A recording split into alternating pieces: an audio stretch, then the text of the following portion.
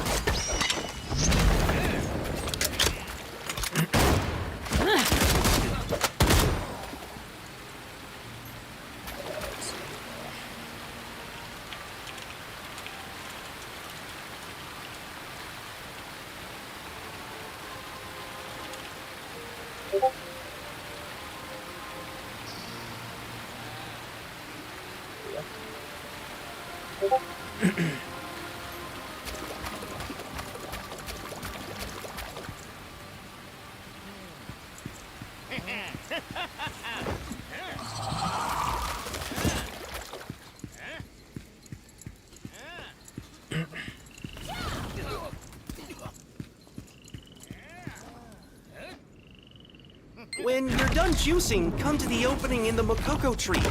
We'll get ready to head in.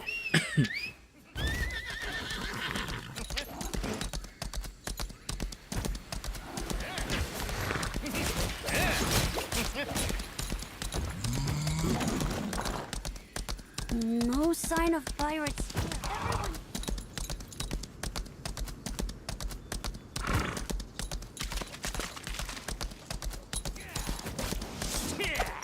We're almost there! Can you see me? You cocoa moves are so strong. I was worried I might have to... Oh yeah. Here's your red cashew juice.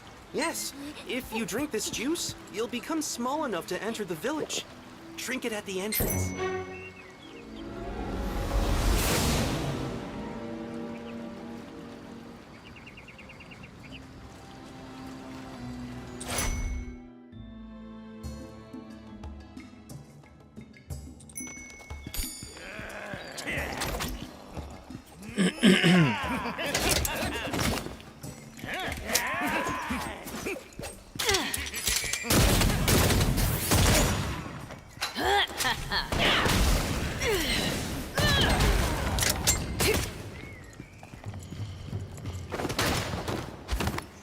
The hell?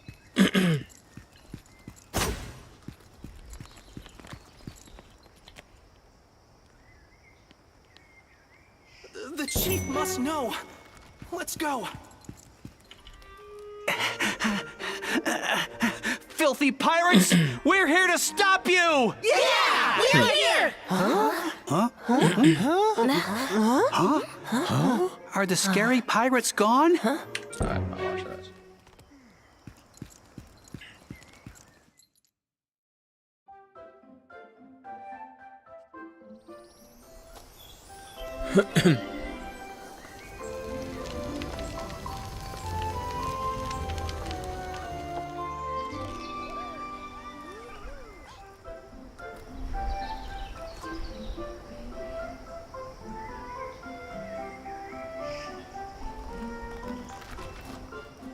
Welcome to Mokoko Village. Thanks to you.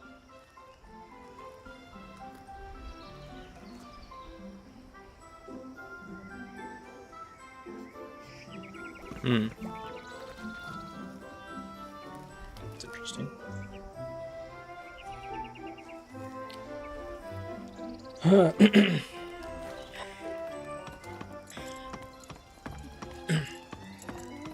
Oh my!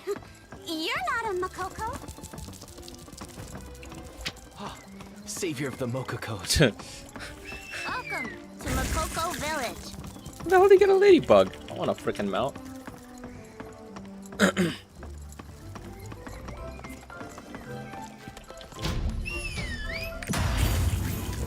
Wait, did I just summon? No, I didn't.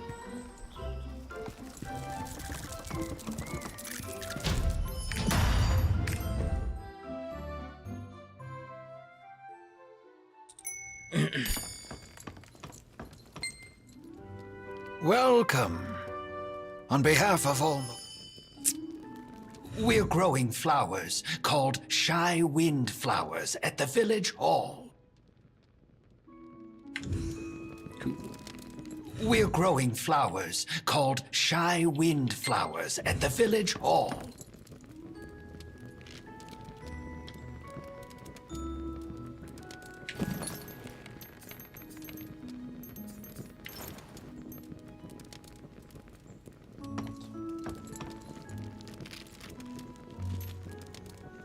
What the hell's the map?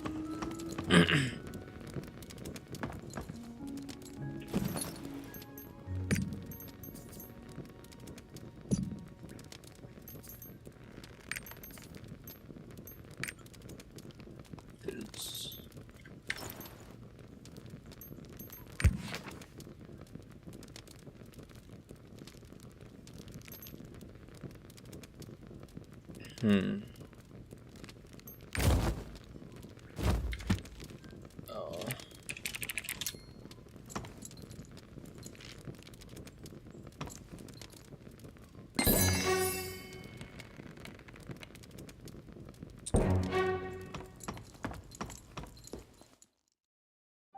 Welcome to Makoko Village.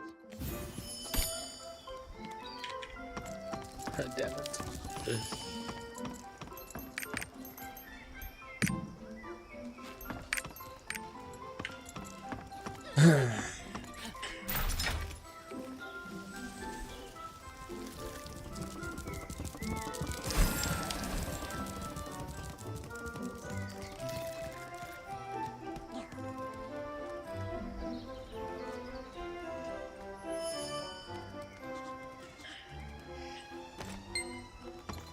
You brought the fertilizer. I like you.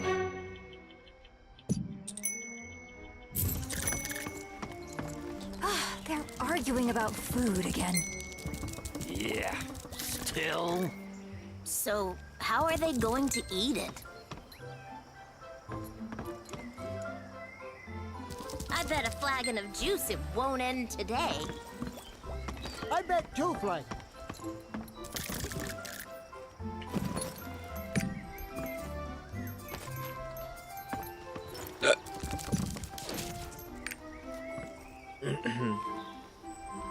Let's see here.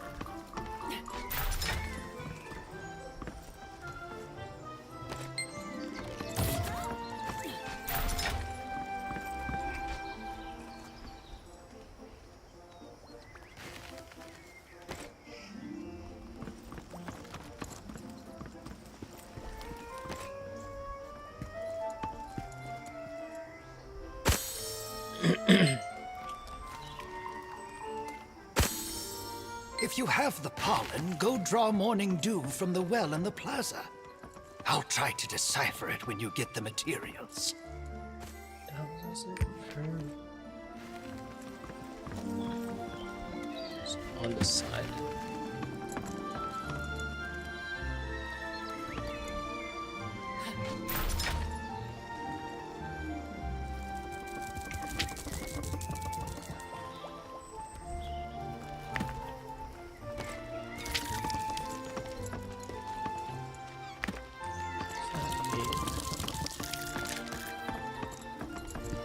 Sauce on the side.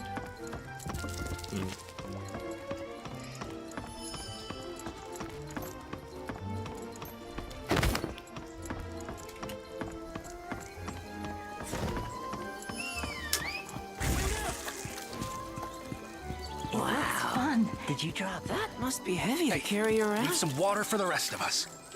Here. Be careful. Let's see. Yes, you've brought everything.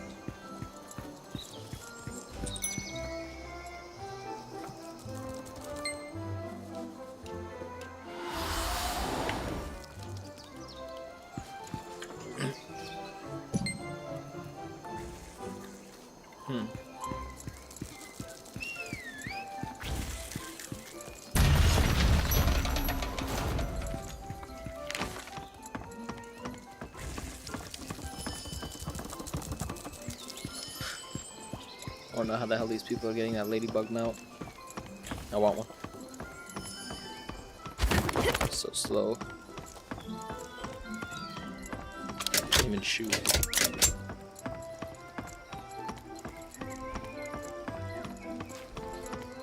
Here, over here. Wow. I was so excited that my heart nearly beat me here. Come on. What the hell's that?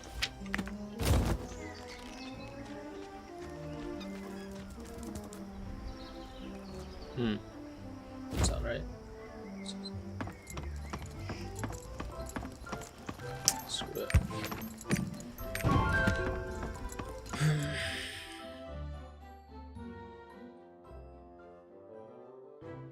This should be enough to send back to the village.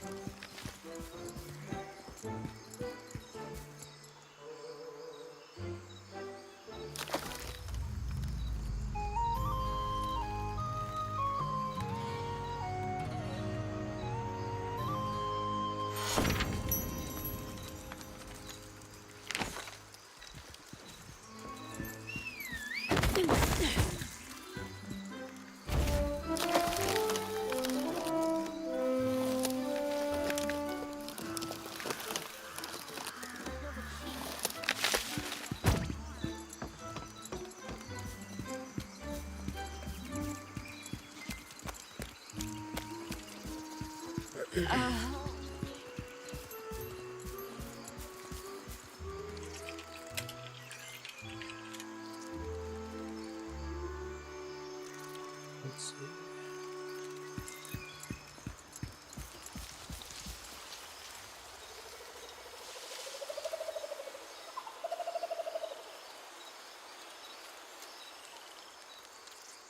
see. Farm part.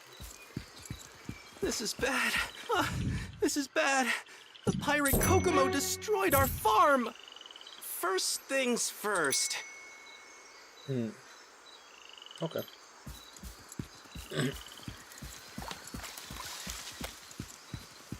I worked so hard on this farm. Yeah. Hop back. Let's vara med olika teorier vi kan ta oss.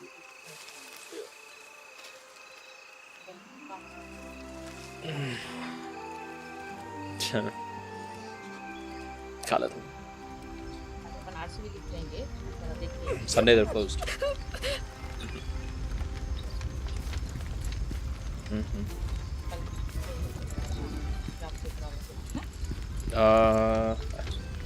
Yeah, I should be good. I think I have something going on tomorrow. Sure. Yeah, sure.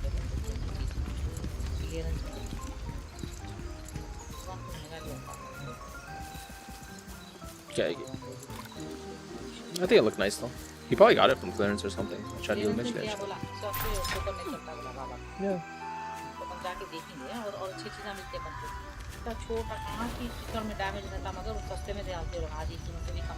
Yeah, I just have to look for it.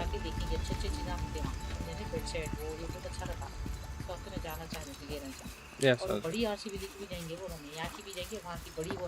बड़ी कुछ जाना है छोटा वाला फिर रेपर में है नहीं बड़ी वाली आरसीबी वहां लेंगे बोले चल चेंज और पैसा भी कल दिमाग में रख लो ओके मैं तैयार हो जाती जल्दी अपन दोनों जगह किसी को भी बोलना पड़े अपन दोनों चलेंगे काम है आरसीबी में रुके चलेंगे कूपन है काम में रुके चलेंगे ओके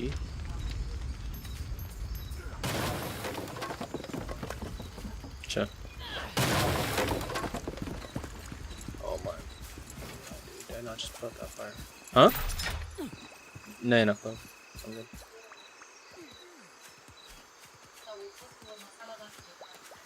Nako मैं बनाता हूँ next time, it's fine. Yeah. Huh. I mean, the meat's already good. एक सेकंड में गल जाता है. You don't need to do anything. You can, मगर 2-3 मिनट ही लगेगा. नहीं खा रहा था. No, not sirloin. I know. It's overcooked up by that point. It's time to rebuild. Yeah. Yeah. Yeah. Might be better.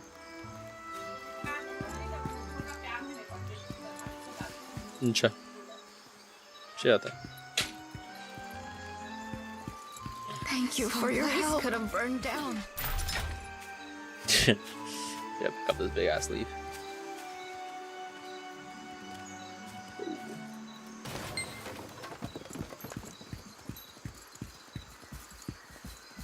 Fucking if Nick was on, we could do some PvP. The fire is out. Super Bowl game. You're amazing. I can't believe you put out the fire by yourself. Be careful. Oh, oh wait, I'm 39. One level away from 40 to get that skill.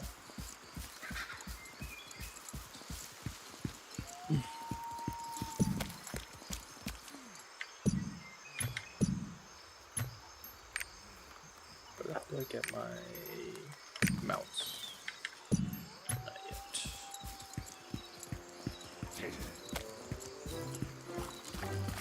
That's why I'm gonna kill somebody if I don't get a mount soon. I'm sick of walking slow. I'm doomed. Oh, there it is. You know how to? Ah, How? perfect timing. Why wear a ladybug over your head? Huh? I should just watch? Alright. You take care of it. Attract? I'm a ladybug. So, if the ladybug on your head disappears, just check your back. She'll be hiding in it. Find and lure runaway male ladybugs. Just run away. Come with me.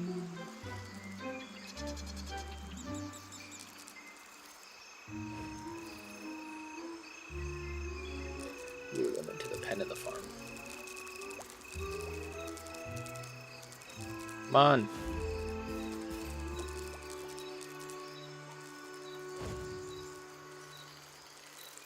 Get your ass in this pen.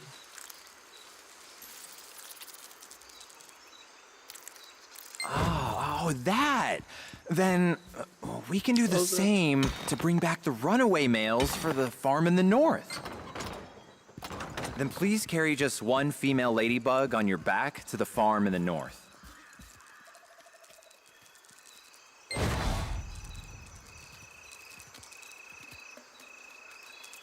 What am I taking this? Oh my god, it's a long ass distance. Alright, let's go.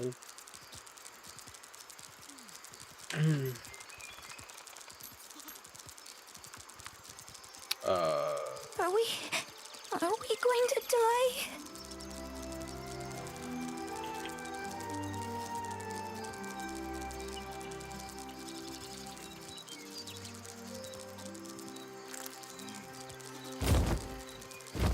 I can't believe they would attack like this. I'm scared.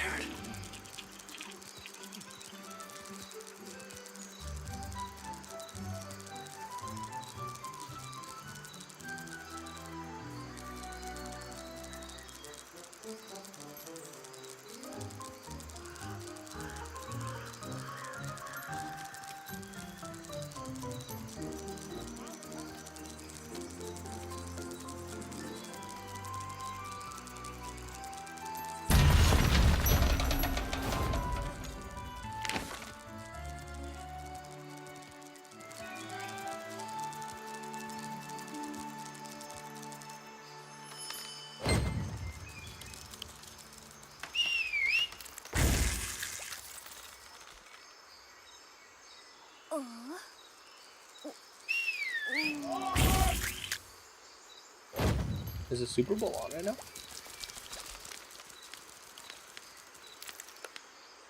I'll go bring back the runaway ladybugs, too.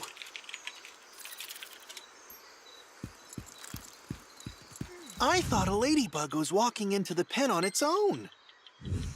I'll go bring back the runaway ladybugs, too. Wow. Thank you for your hard work. Almost everything is settled at the farms my now. damn ladybug. Okay, which color do I want? A blue ladybug. You could match the fox. Yellow's kind of cool though. Head. Let's do blue. Why not?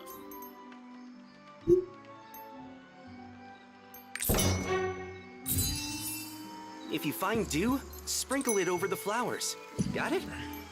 What? I have to use it.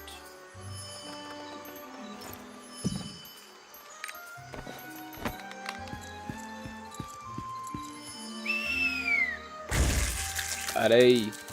I got a fucking ladybug, bro. Let's go.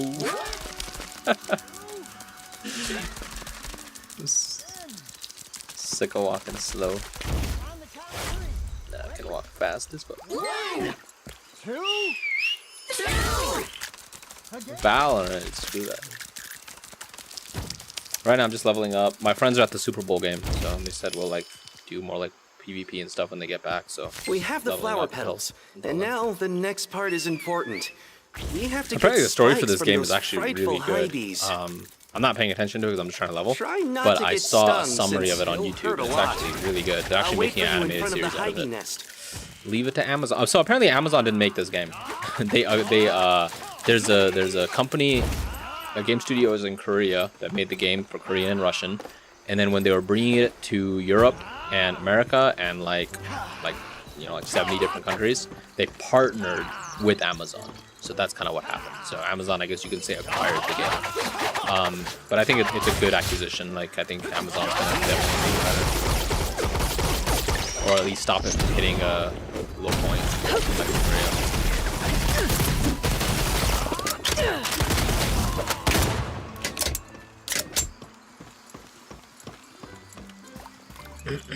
The character I'm playing right now is one of the more like harder or more skillful characters to play in the game, because you have to manage 3 weapons. So a lot of other characters are like very button mashy or Navi. Basically, I named him Kurama, which is after an anime, but he just picks up drops for me whenever like crap drops on the ground.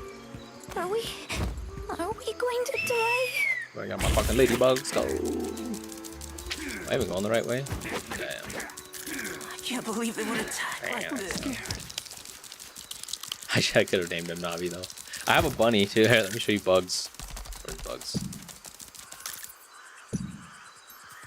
There's Bugs.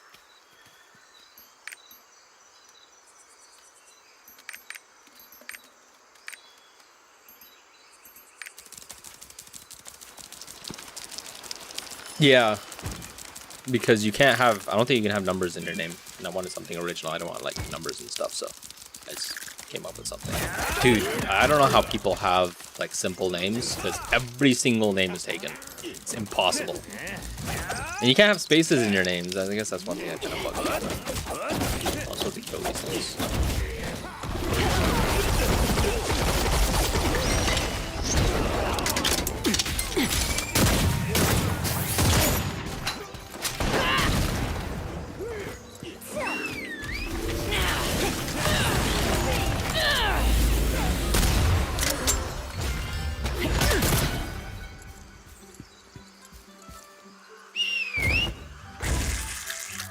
The hell do I go?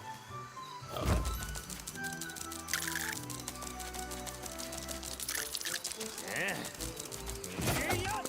Yeah, Razan told me to stream as well, so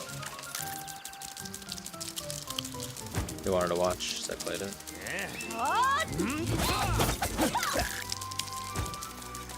Let me see. Oh, you brought everything.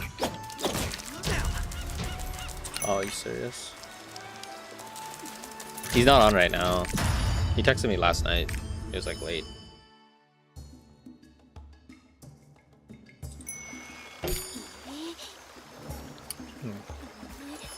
Yo, who do you think's gonna win between the Bengals and the Rams?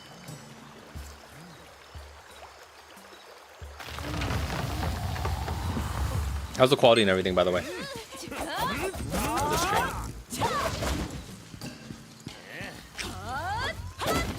Bengals. Wait, they told you to pick Bengals? What does that mean?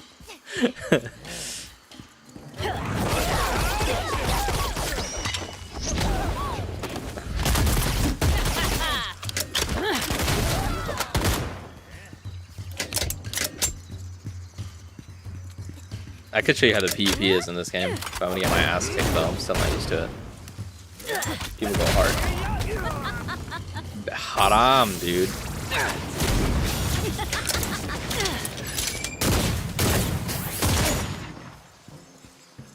Oh, this is the boss.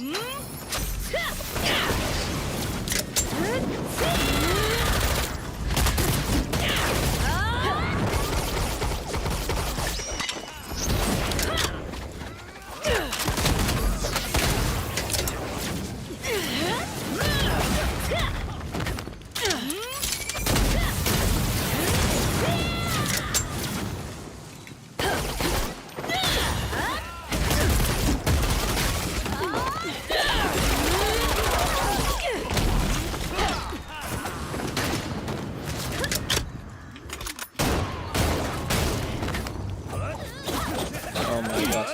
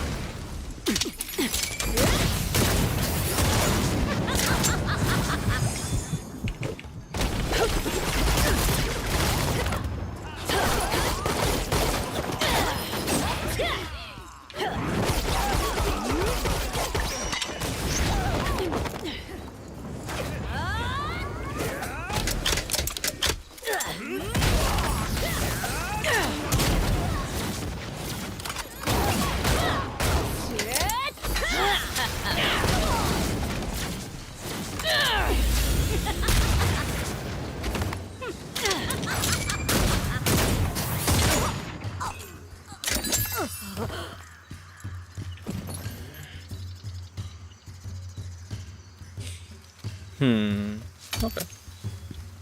It's got new guns.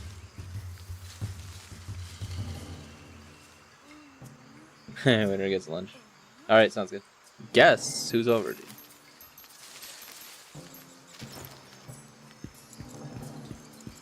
Wow, I've never been so deep into this place before. So, this is the golden fruit.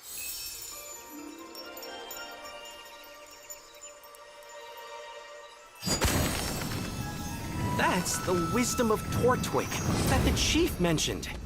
I can't believe we found this. Incredible! I bet the pirate Kokomos didn't even know it was here. Oh, I see. Oh, you guys are actually all gonna watch this video. I'll probably tune in for. It's at 4:30, so yeah, I guess you have another hour and a half, or an hour.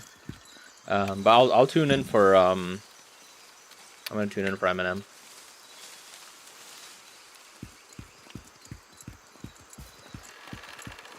Commercial. Eminem, dude. As Eminem and Dr. Dre and Snoop Dogg. And there's one more, I think. One more. Ooh, what is this? So in this game, there's hidden stuff. I haven't been very good about finding all the Easter eggs. Suspicious place. There has to be something in there, dude.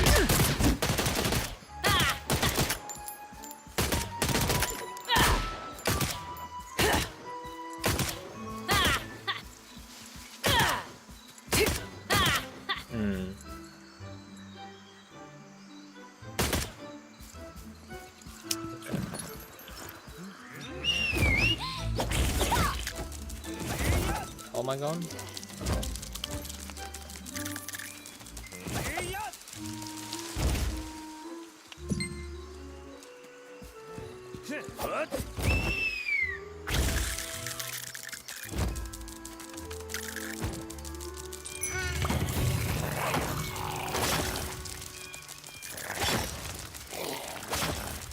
How am I supposed to do that? Exterminate. Extermination.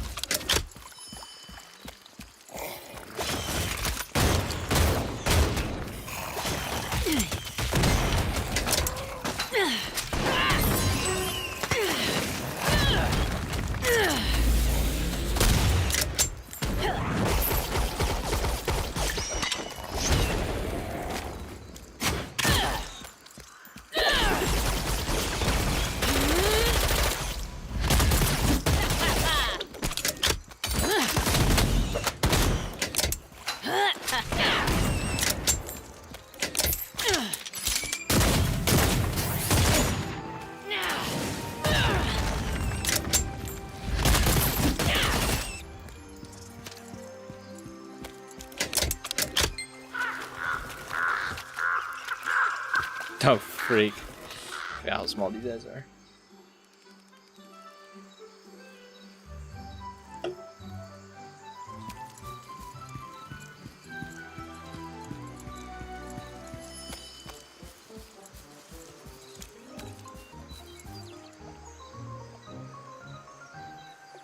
Use these to help the Makokos.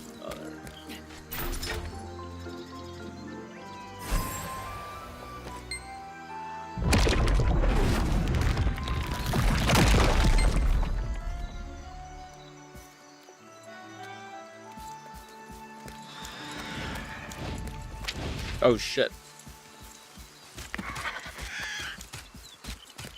You want a piece of me? Okay, it's stronger than I thought.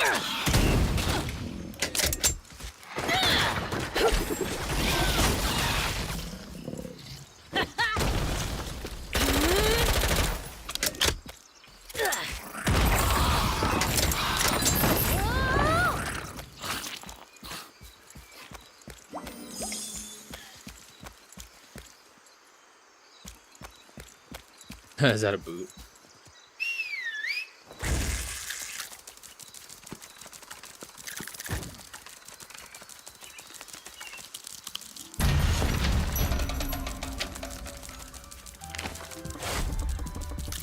How do I gotta do a dungeon? Oh.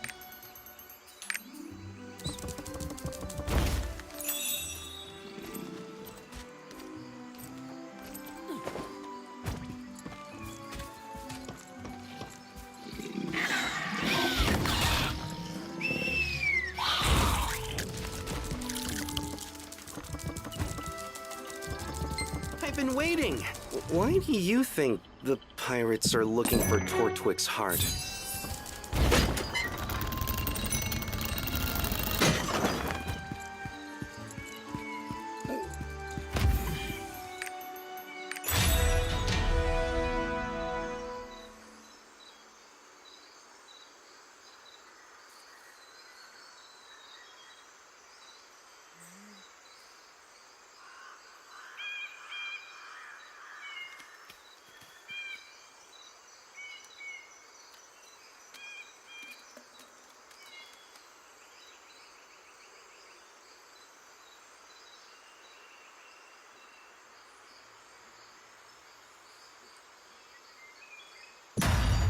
Oh shit. The Amazon package that just arrived.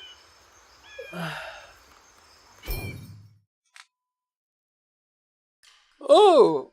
I forgot about that shipment.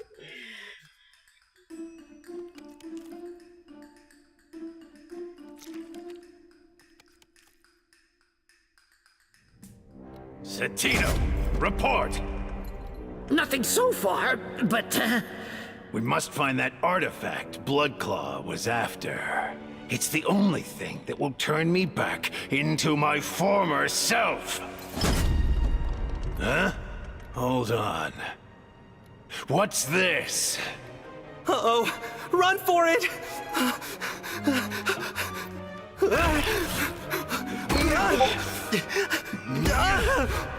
Oh, I guess it just squashed us. Hey! Let go! So, we got some spies among us. Satino! Yes, Captain. Investigate that statue and report back immediately. The rest of you fan out and search the area again.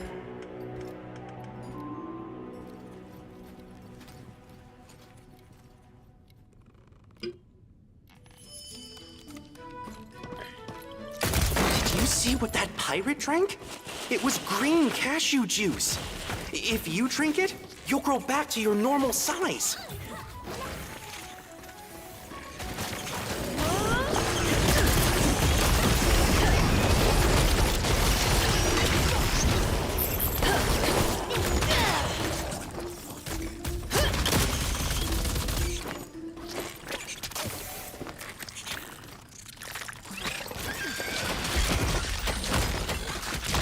Hell out of my way.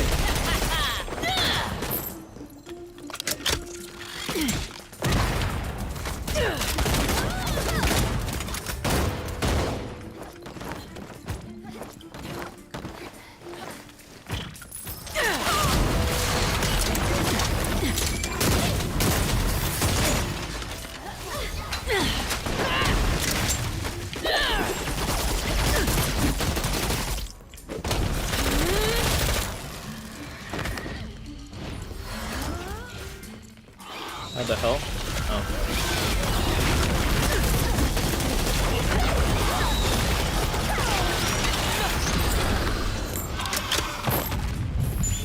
Dude, who is that? Oh, they got a freaking mage. Strong as hell.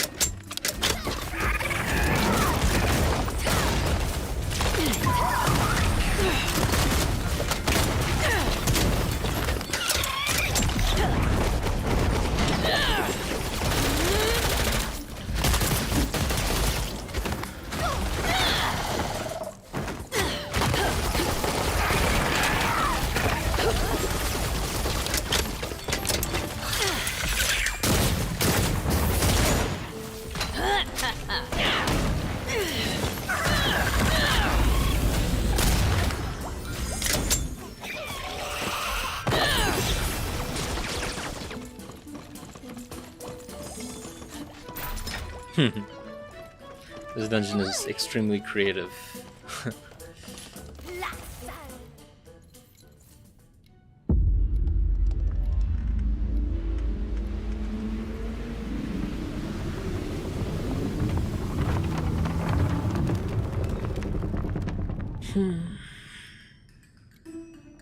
There's something inside there. Let's go.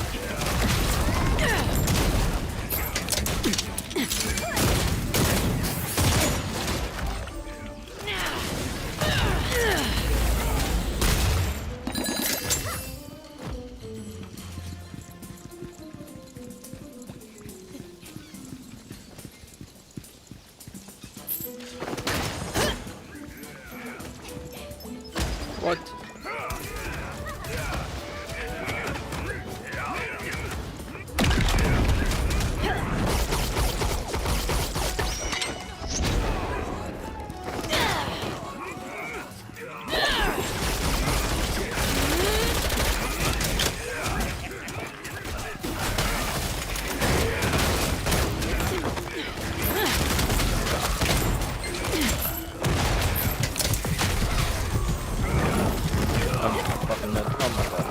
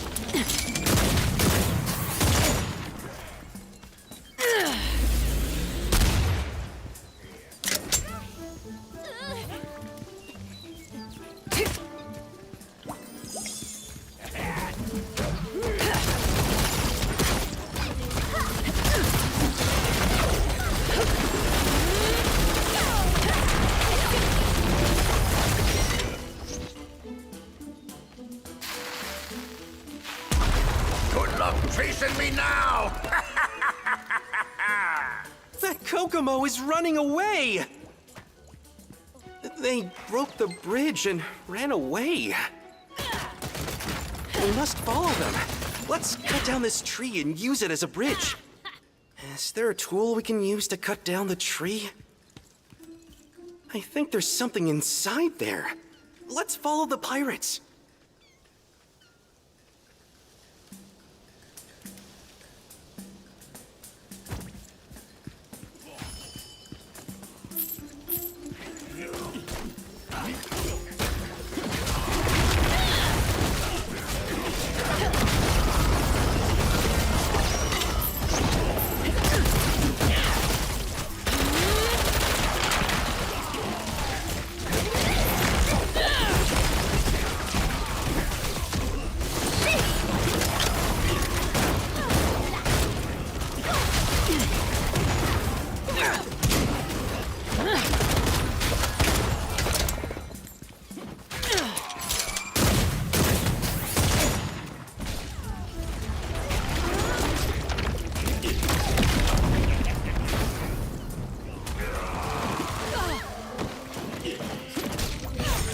Jump!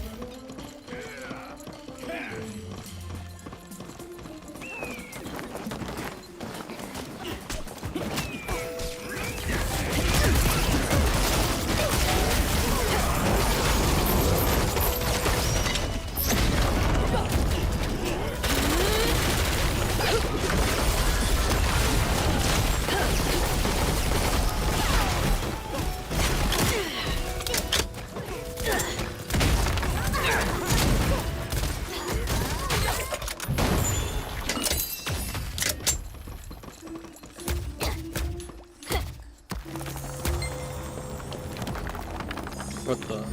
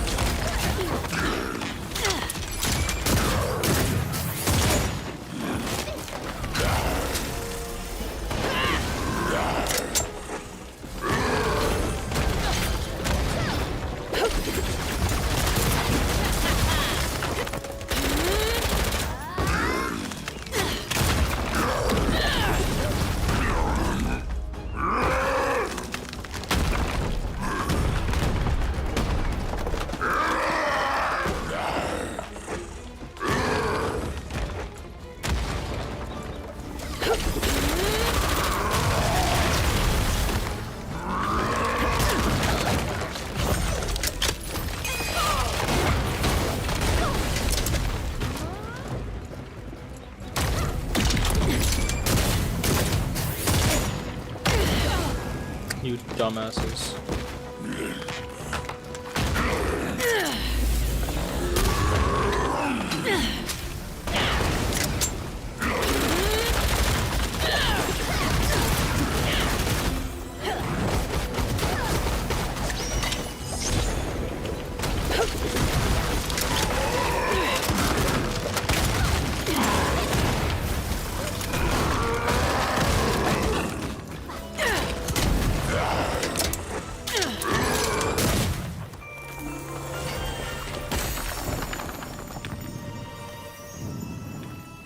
Tortwig's patience.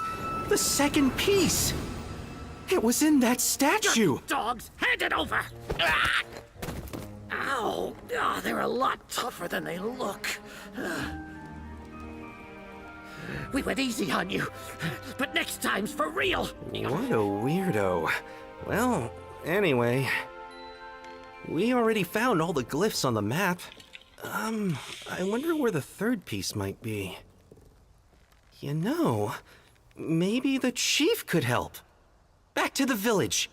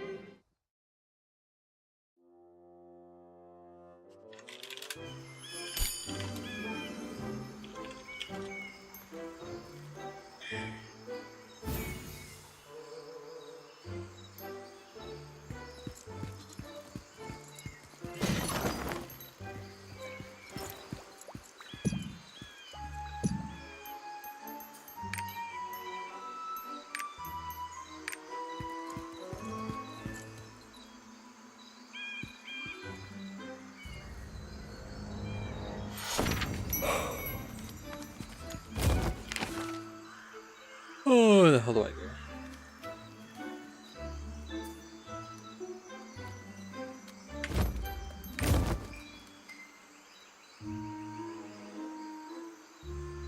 What?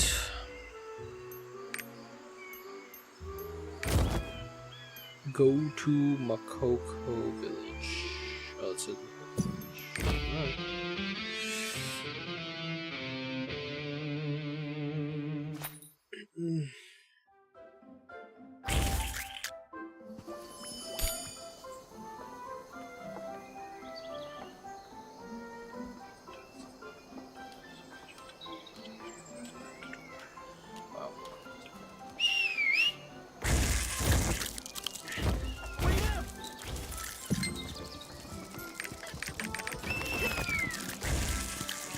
I hope so.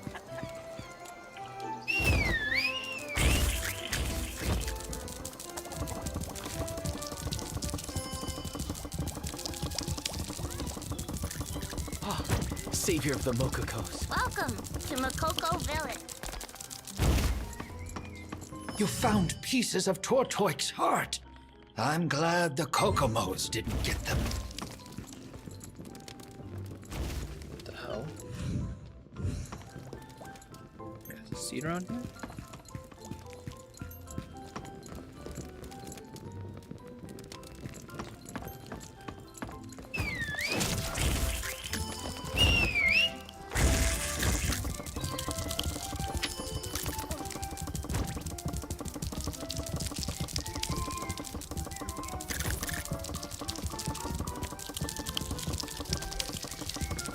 Tortoise's heart? I don't know where it is, but I believe Sidereal. You came to the right Makoko. He thinks he's so smart. Oh, I level up. All right. Skill I've been waiting for.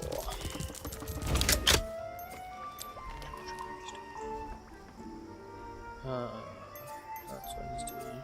Cool.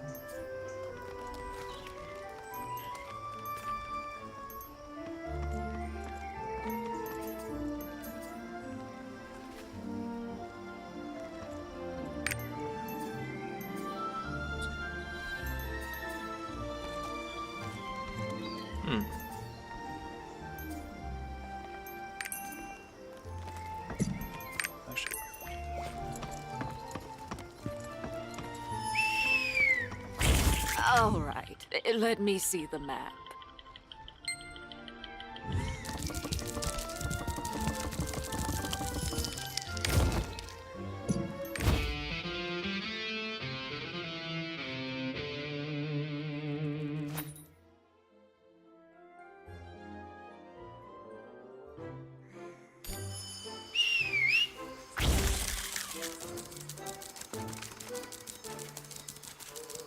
Oh, it's been so long.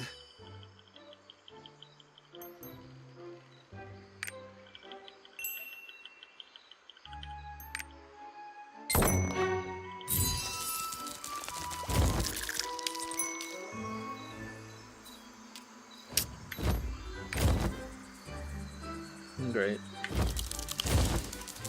I'll go bring back the runaway lady.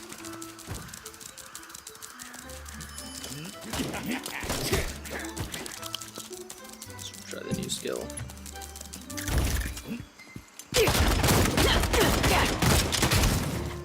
Nice.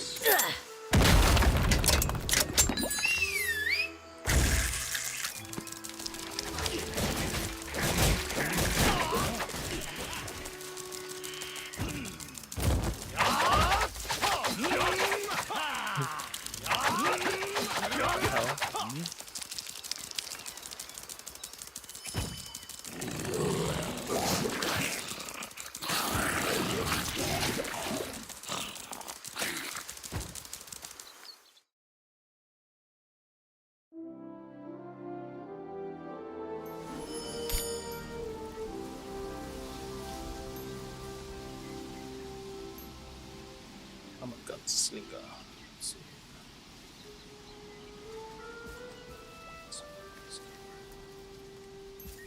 Last Supper. Peacekeeper is that one. Counterattack, let's see. And the Last Supper, what is that?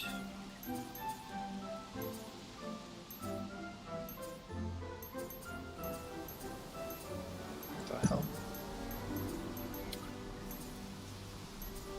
Last Supper.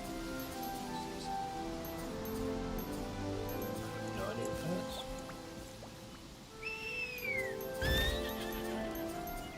Peacekeeper. What's this one? What's this? Counterattack.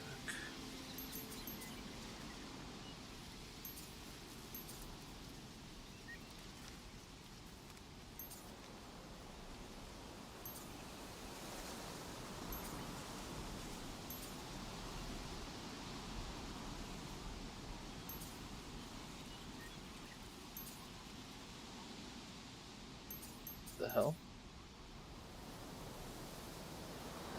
Oh, last. This one? Counter, yes, okay. The last request.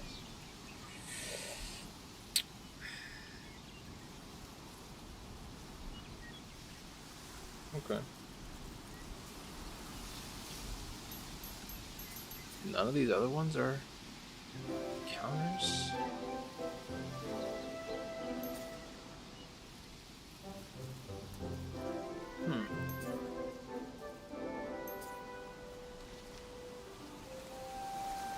It knocks them back.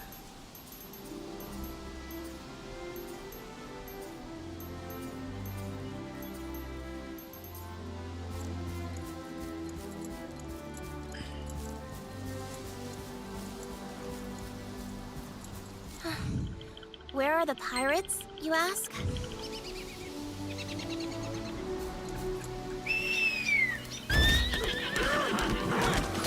You're Mocha Mocha's new friend.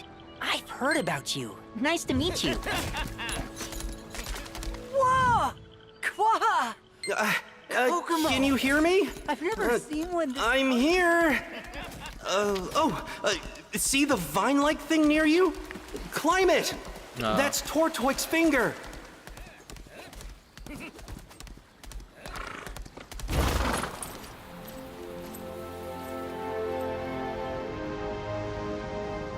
Oh damn, that's a big finger.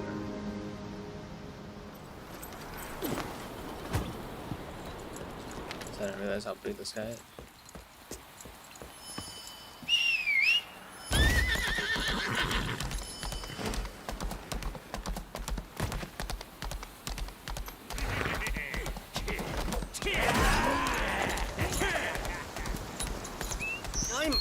Find out anything from my friends? Huh? The squid-headed Kokomo went up there, you say?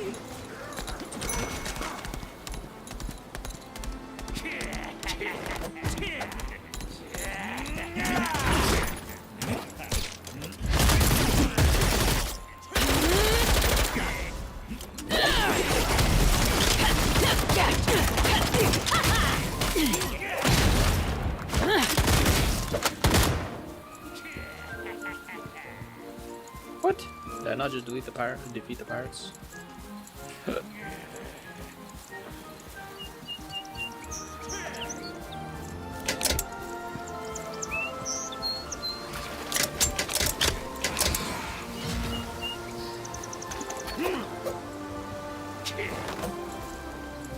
Defeat the pirates to find out what they are up to.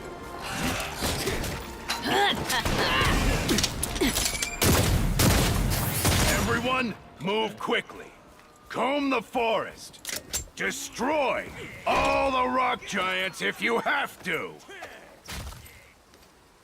If we don't find the treasure hidden on this island, I might be cursed to remain in this form forever. Pirates, remove the bomb set up on pirates.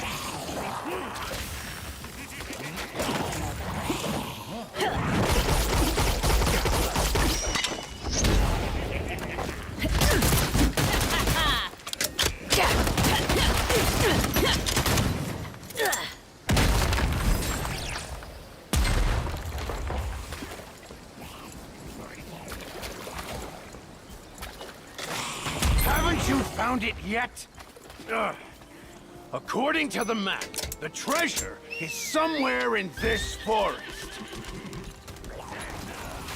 I'll wait for you at the hilltop base. Let me know the moment you find something. Saves Yasa.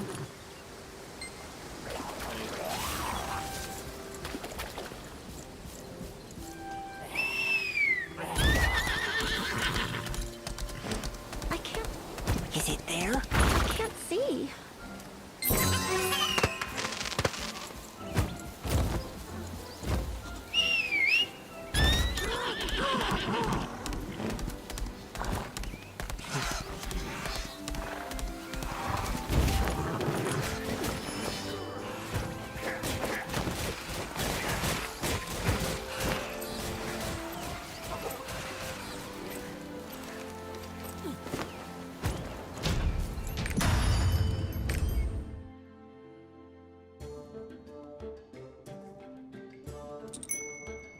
Keep searching! There must be something here. Find it! Aye, aye, Captain! Look! These are the weapons the pirates use. Let's destroy them before they can use them against us. Great.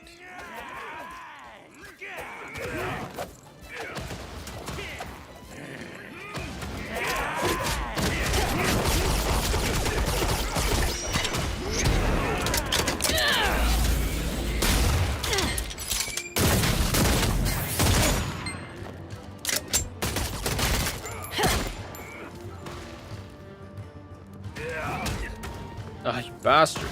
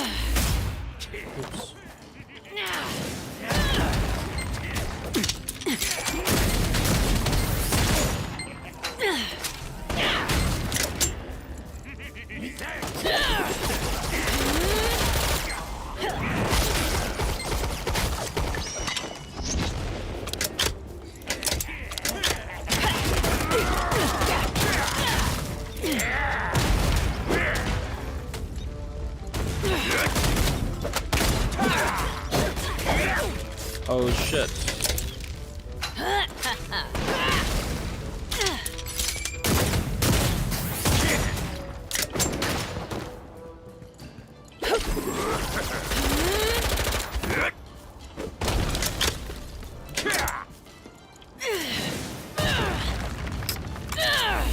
You've never fought against the likes of me!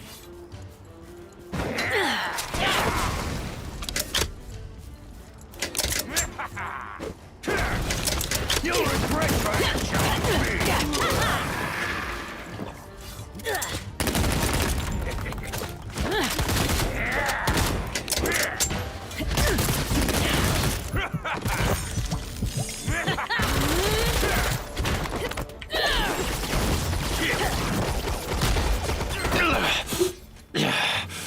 I thought you looked familiar. It's that little spy. The one that I locked up in the cage. So, you were after my map. Oh, he left the map. Perfect for me.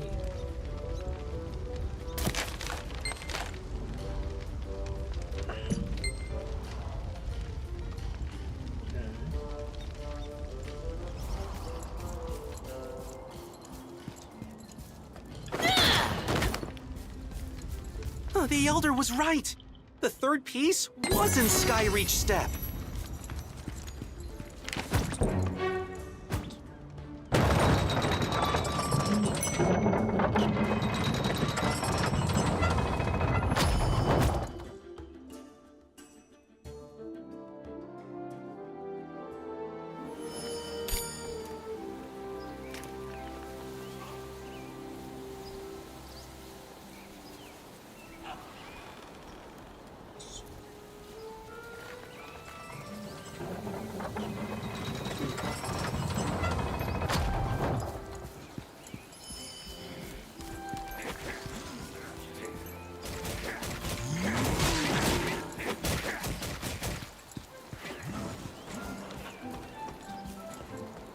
Here, look here. This is that ugly Kokomo who locked me up. What's he doing lying down here? Now that he's small, I can By the way, this pirate Kokomo, his condition is worse. By the way, this pirate Kokomo, his condition is worse than I thought. What happened to him?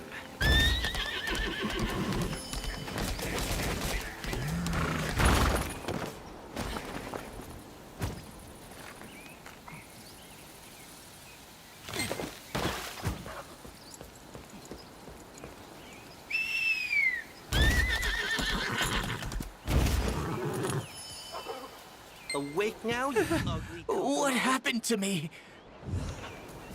Awake now, ugly Kokomo.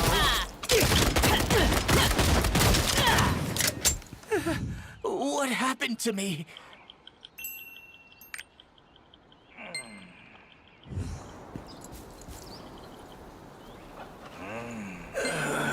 Let's go where Satino told us about.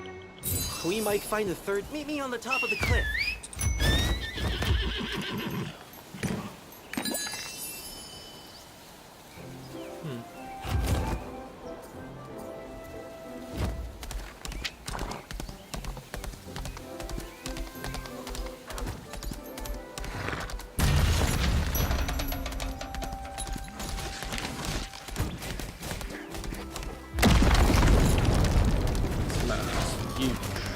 The Raider. Everyone is playing Lost Ark, man. I saw like End on Lost Ark. I saw Raider. I saw freaking like Tetra. I saw so many people on Lost Ark. Like even people who I thought wouldn't play, like Supers on Lost Ark. Freaking everyone's on this game. It's crazy.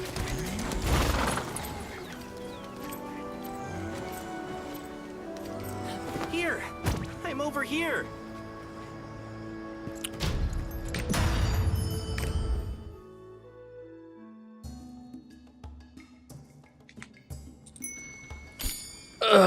Yeah, I agree about the I commercials. didn't know there was anything like this in Skyreach Stack. Go in there, and you'll see a statue.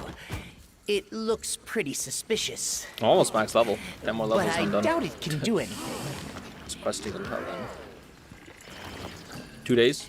Not bad at all. And I remember a game I used to play, Decaron, would take like 2 years of this stuff. That's insane. That game had a totally different vibe to it though. Oops.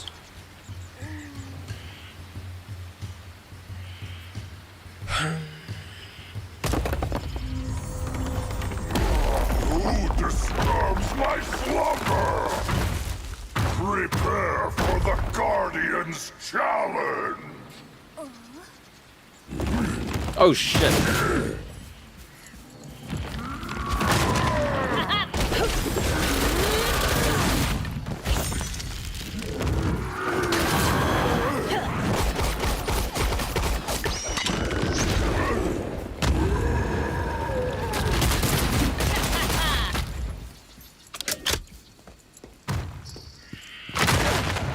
I was totally out of that. Fucking move!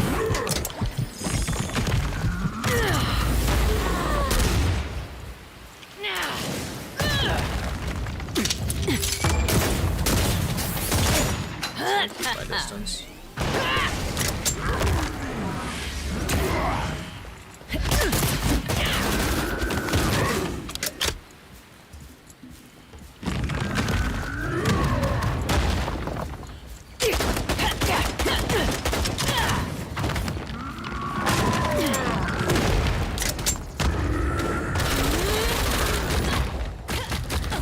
My God.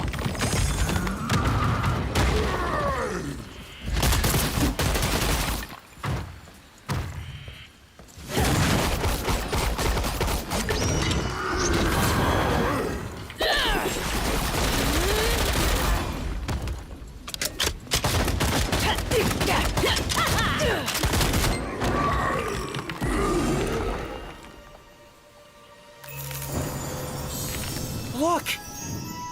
It's the last piece. Tortwig's courage. We've collected all the missing pieces of Tortwig's heart.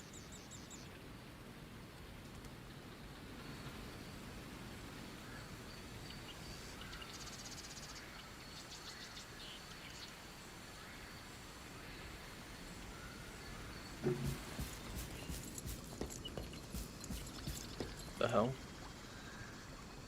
How do I get over there? Wow, you're absolutely amazing. We pirates, those pirates couldn't find anything You're like so this. strong. Oh, Satino's a You spy. brought down that dreadful Kokomo. Ooh. Well, that's a bigger new outfit.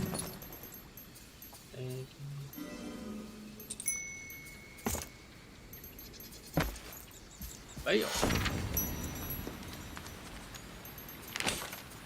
Let's see.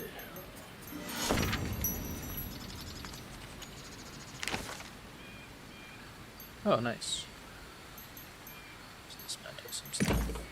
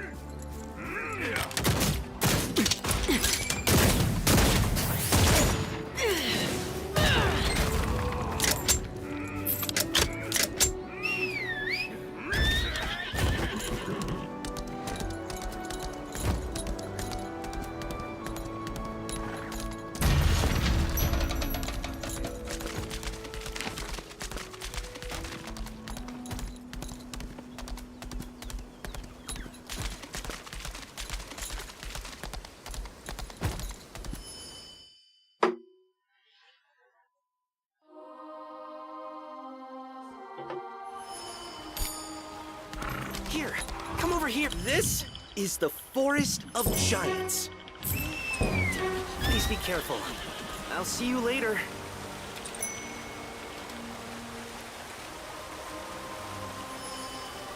Hi, these guys here. This video will cover some basics of crowd control, Saturn, and heartbreak songs. First, go over all the basics. Why are they gathering over there? Don't they look suspicious? It's me, Pastada. My friends told me how brave.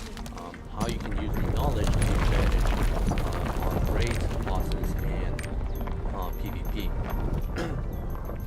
So let's first get started with the type of crowd controls. The main type of crowd control that exist in the game are flinches, displacements, and status effects. Flinches are just basic attacks on enemies, and I'll just show you in game. I think that'll be the best way. Flinches are just regular attacks, or almost any attack onto an enemy that briefly immobilizes and renders them useless, like they can't act. It can be chained indefinitely onto mobs such as this one, but they cannot be flinched indefinitely onto players because of diminishing return. So if you ever saw that scale symbol when you were PvPing someone or you're spectating and you see a scale symbol, that means that they've reached this they cannot be flinched indefinitely onto players because of diminishing return. So if you ever saw that scale symbol when you were PvPing someone or you're spectating and you see a scale symbol, that means that they've reached a diminishing return, which is based on the number of hits rather than the time that they've been CC'd. So the next type of crowd control is displacement. So displacement can be a knock down, knock up, or knock down. Knock down, knock back, knock up. Sorry. So those can be found through your skills individually. You don't have any natural way of getting those crowd controls outside of using skills that describe that specifically say that the skill knocks back, knocks down, or knocks up. So for example, this is a knock up into a knockdown. This is a knock back into a knockdown, and this is a pushback. So this also counts as a displacement. So one thing to note about displacements is that not all things can be comboed. You cannot combo a knock down into a displacement, another displacement, which is a pushback. So you can't combo a knockdown into a pushback. So knock down into a pushback. You stay still.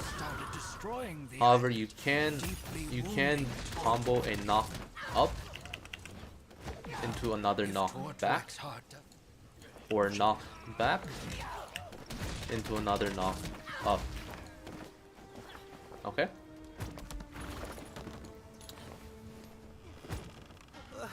The next up we have status effects. So status effects are above both flinching and displacement. You can achieve them through skills specifically that say that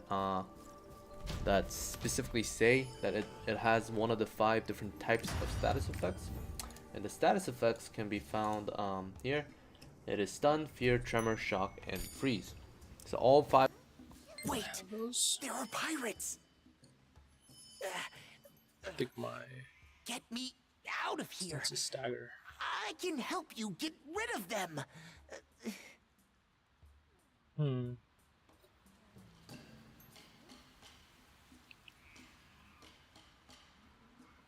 Oh, grants push.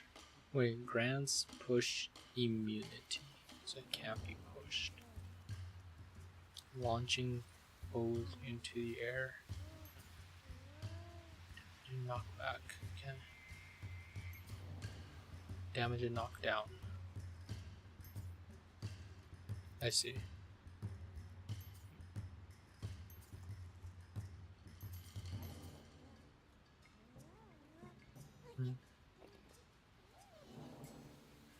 Okay. Switching stances.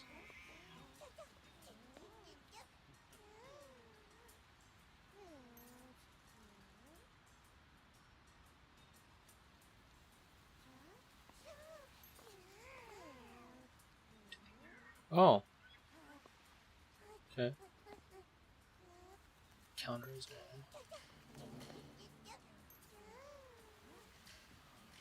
Need to test that.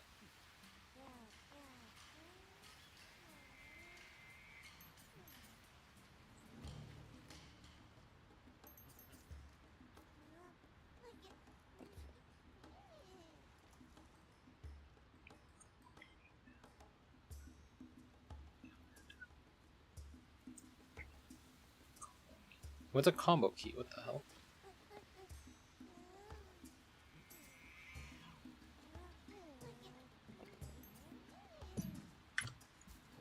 Let's see. Ah, I see.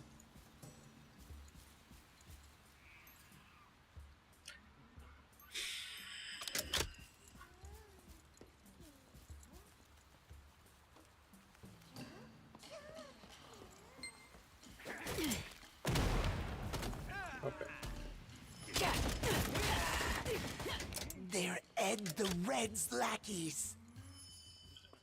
The Pebblings have gathered here. They appeared out of nowhere. Should we try to transform? Tortoric's wounds are getting worse.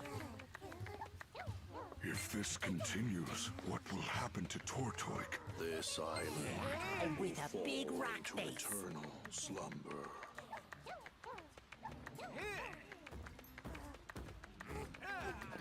So will the last giant, Tortoric. The giant has lost his heart. His heart is where his night began. Combine the shattered pieces of his heart.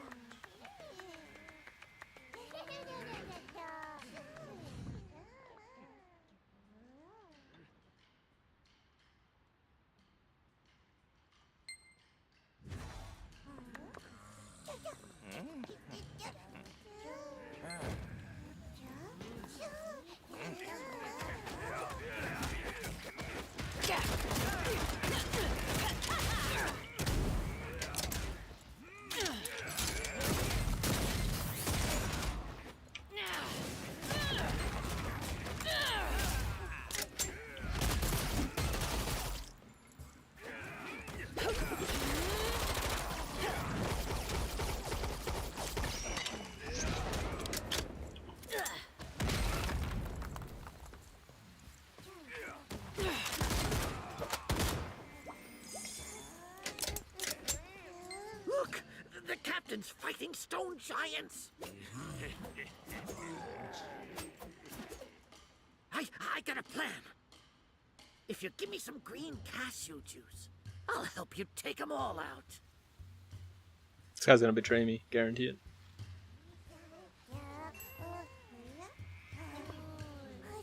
I'll kill him if he does. Finally!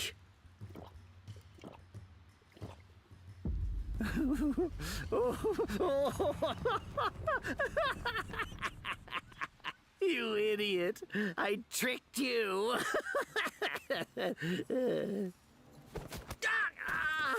I deserved that. There! Is that Satino? Treacherous fool. Serves him right. It's our lucky day, me buckos. Time to settle the score.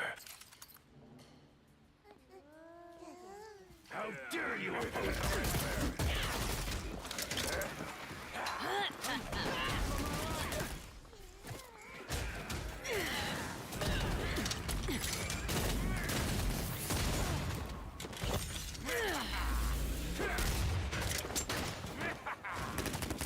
What? He just called in more people?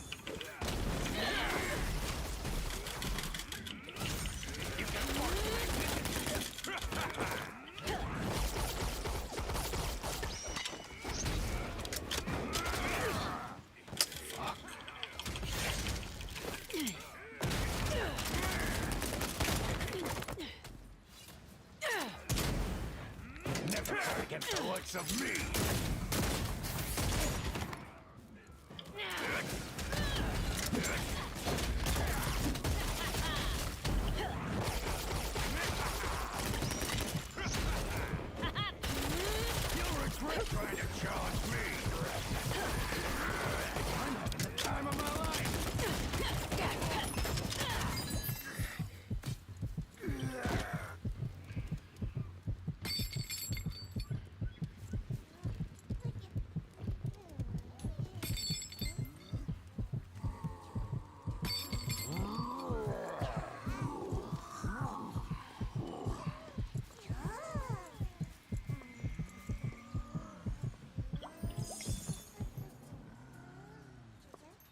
How do I turn into the pebbling form? It's me, Pastada. Mocha Mocha journey to Tortoise's head.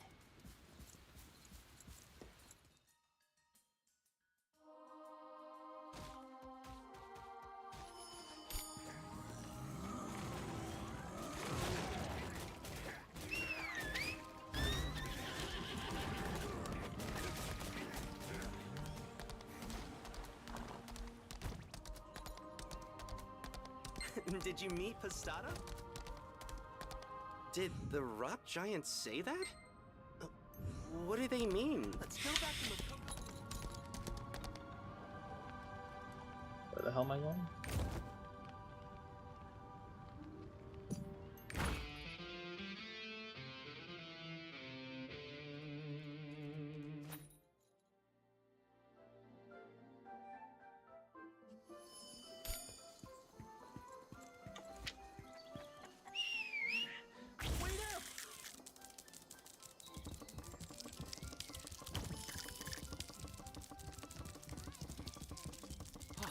Savior of the Mokokos. Welcome to Makoko Village.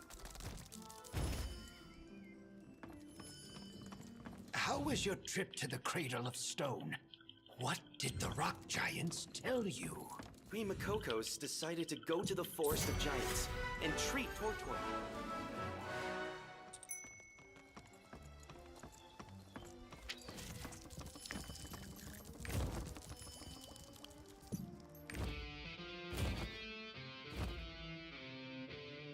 Five of those will bypass any form of displacement super armor. And speaking of super armors exist in 3 different forms. There's flinching super armor, there's displacement super armor, and there's status effect super armor. And like I mentioned, there's different hierarchies for these: flinching, displacement, status effect. So if you have status effect super armor, you'll be immune to all forms of crowd control.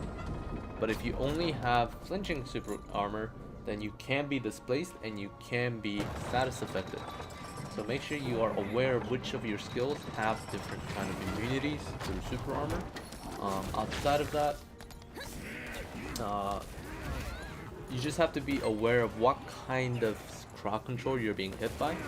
A lot of the boss's attacks, such as auto attacks, will flinch. You can bypass the crowd control by using an attack that has flinching super armor, but bosses also have attacks that will displace, and you can't bypass or eat that attack with a flinching super armor. You need a displacement super armor, and displacement super armors for the most part are displayed through a tripod looking like this, right? So this is your most common form of displacement super armor. Most classes do not have status effect super armor through natural means. Classes like destroyers, maybe warlords have it, so do keep that in mind. So make sure you check your class's toolkit in order to make sure your class has super armor for the different types of crowd control that exist in the game.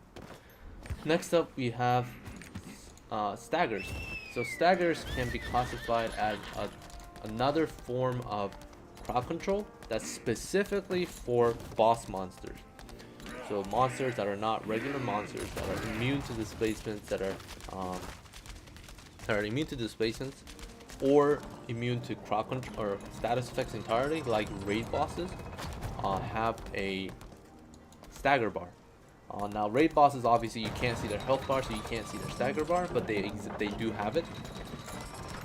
And stagger skills can be classified with the rating of stagger that they have. So it goes from low all the way up to extremely high, with medium rankings in between ranks. So medium high, medium low, and or immune. Your class has super armor for the different types of crowd control that exist in the game. Next up, we have staggers. So staggers can be classified as another form of crowd control that's specifically for boss monsters. So monsters that are not regular monsters, that are immune to displacements, that are that are immune to displacement or immune to crowd control or status effects entirely, like raid bosses, have a stagger bar. Now raid bosses, obviously you can't see their health bar, so you can't see their stagger bar, but they do have it. And stagger skills can be classified with the rating of stagger that they have. So it goes from low all the way up to extremely high, with medium rankings in between ranks. So medium high, medium low. And for the most part, the ranking is the most important part about the stagger damage. It doesn't matter how much damage you deal with the skill. It doesn't matter if it critted, if it didn't. What matters is the skill's stagger ranking, as well as some of the tripod choices that you can have.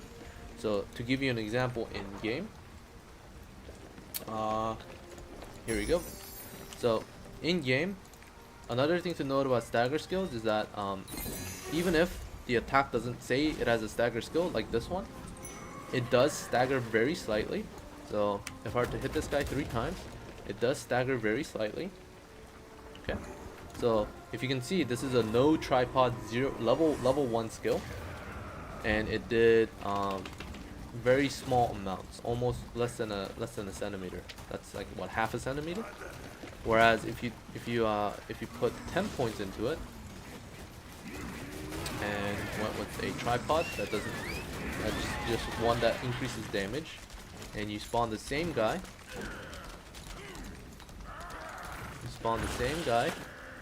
there we go. Now this skill will do significantly more damage because it's level 10, but as you can see, it's still the same amount of stagger. So the damage and the tripod choices often don't matter as much if the skill remains the same baseline skill. So this skill, all it did was it increases attack speed through its tripod and damage. That's it. However, there are some skills that change drastically upon using tripods. So for example, this moon kick goes from this at level 0 to this on level 10. So those are 2 completely different skills. They will still deal the same amount of stagger damage if you land all of the hits. So if I can show you,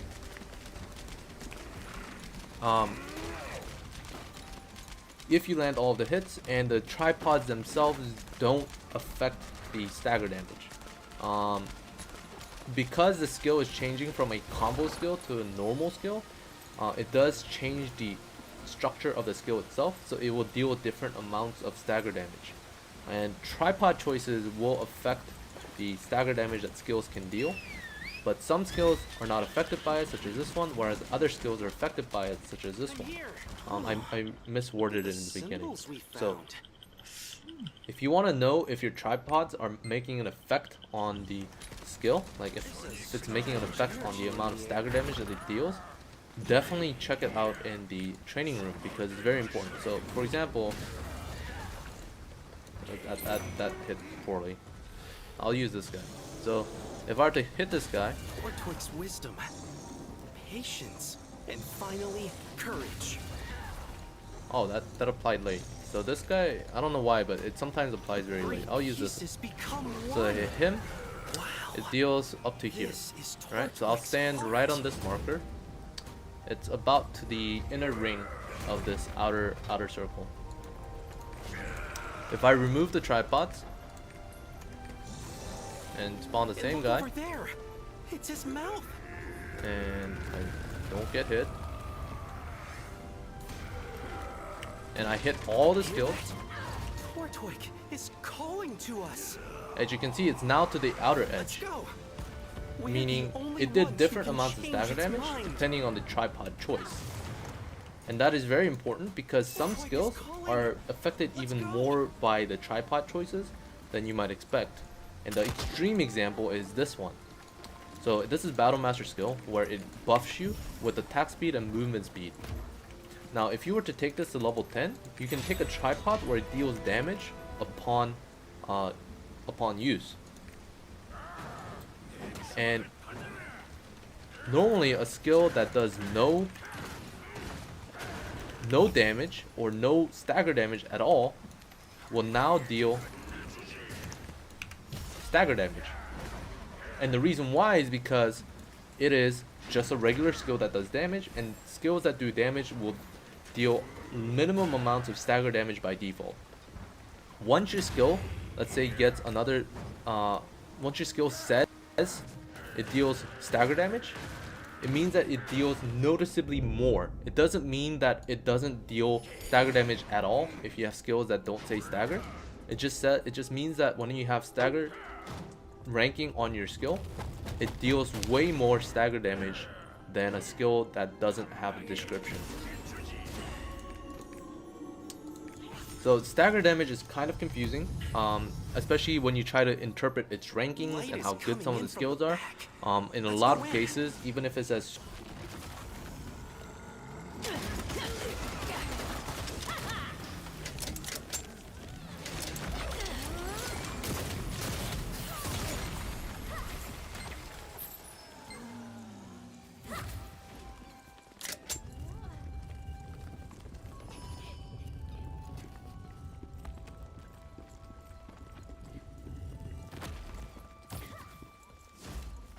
that tree in front of us.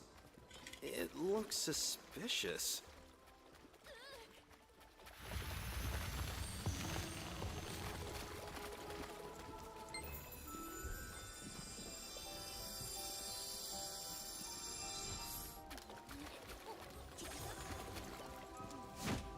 It's too dangerous for me on the ground here. Go ahead and carry me in your pocket. Look over there. Thanks. I've never seen them before. Let's follow them.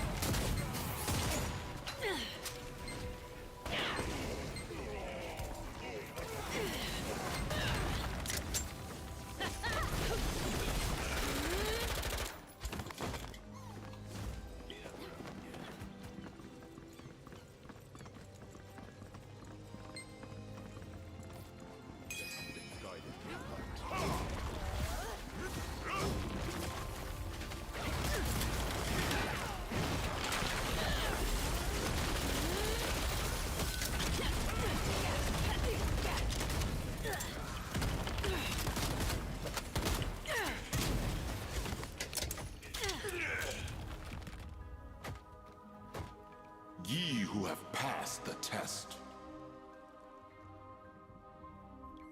I bring the voice of the Great One.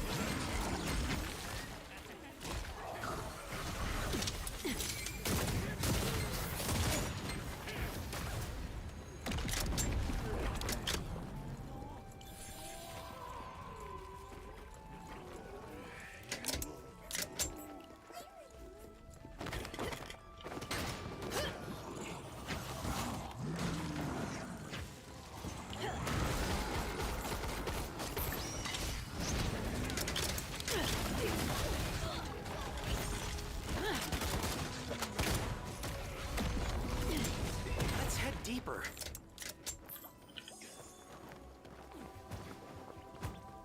This place is a maze. How about we call on those round ones from the hill?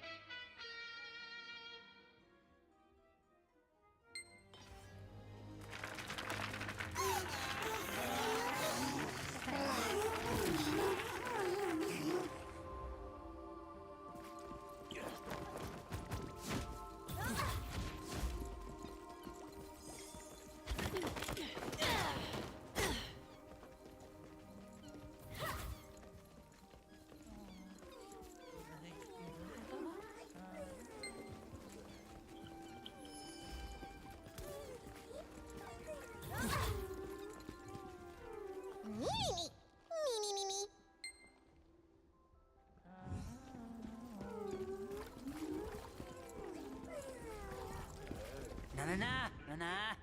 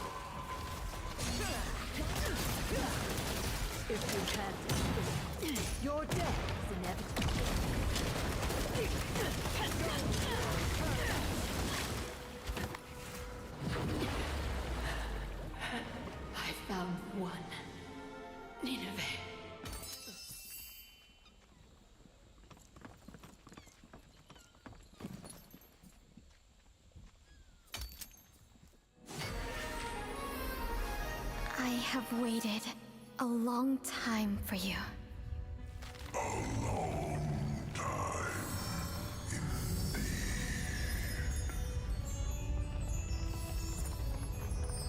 An arc bearer who will save the world.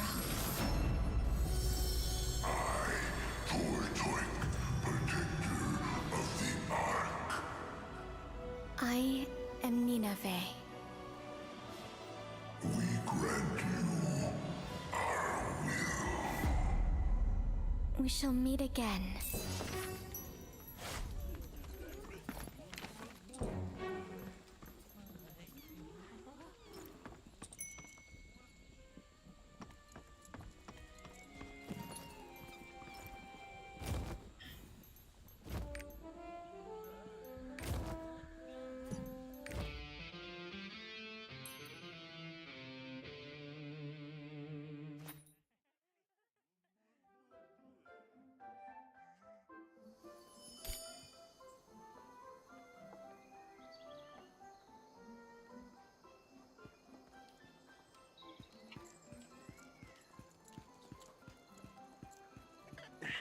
Wait up!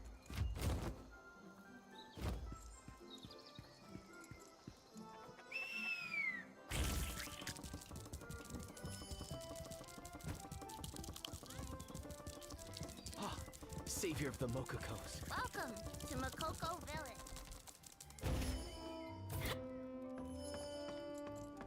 You returned his heart and found what you wanted.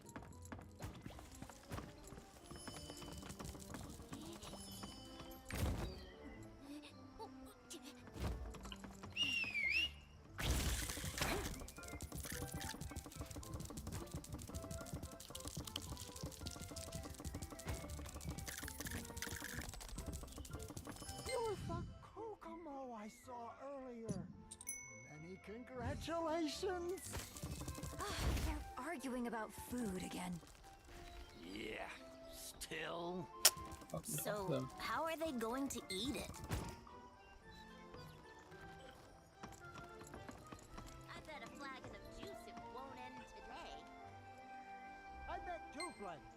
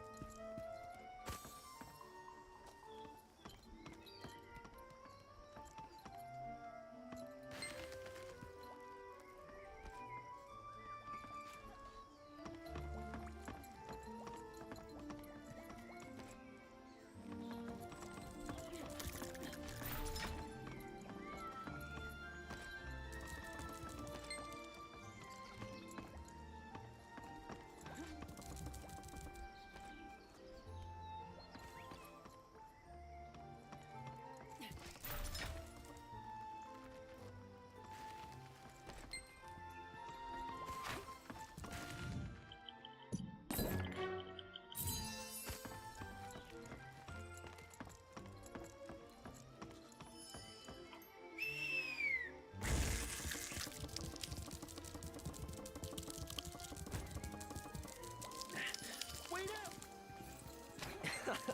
You're our pride and joy. Well done. Wow. Haven't you been there long enough? You've just finished your journey around Tortoik.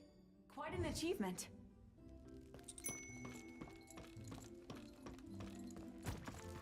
Hey, I'm ready. Follow me. The water? Need some water for the rest of us.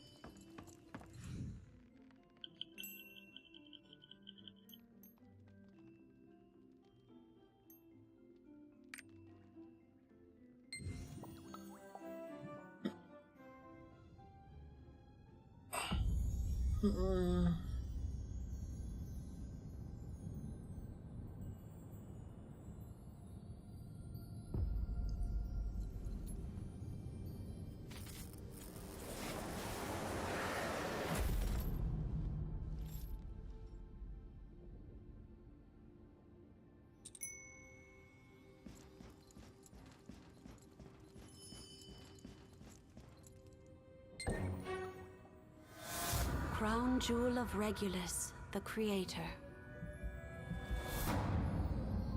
The Ark of Creation, Ortuus.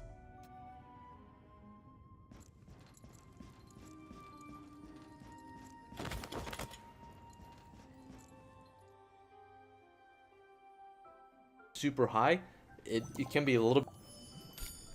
So that's been stagger damage. Stagger damage can also be found through battle items. I'm not sure if I mentioned that, but for the most part, stagger damage is a very important part of bossing. So do keep that in mind. The most important takeaway from stagger is that damage does not affect it. Only tripod choices and skill choices do. Okay? So don't worry if you didn't crit it or had a huge damage boost that made you hit really hard. What matters is that the skill is being used. Next up we have part break. Part break is relatively new concept for some people. Part break is related to very specific set of bosses and very specific set of mobs. Certain named mobs and certain bosses will have parts that you can break, and the prime example is shown down here. We have the turtle, Guardian Raid 5, the scorpion, Guardian Raid 6, and Firebird, Guardian Raid 7. There's also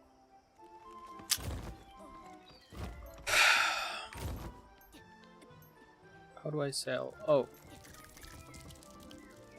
How do I get to this?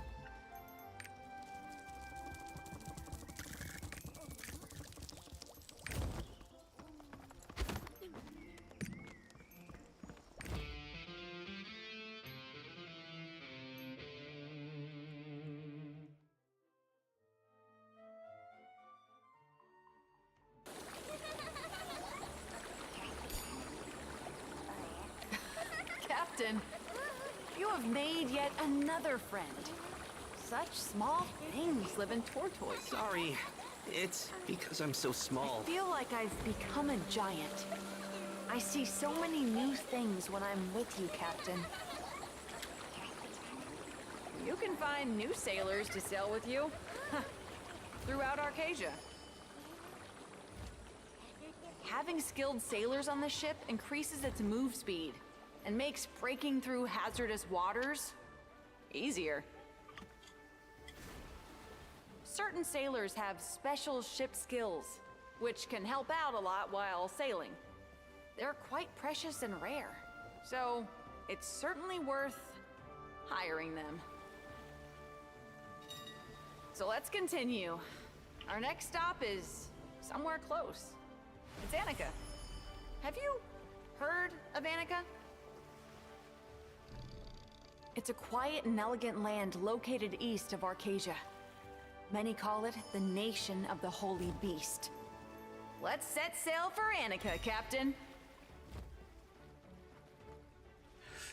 Right back while I sail.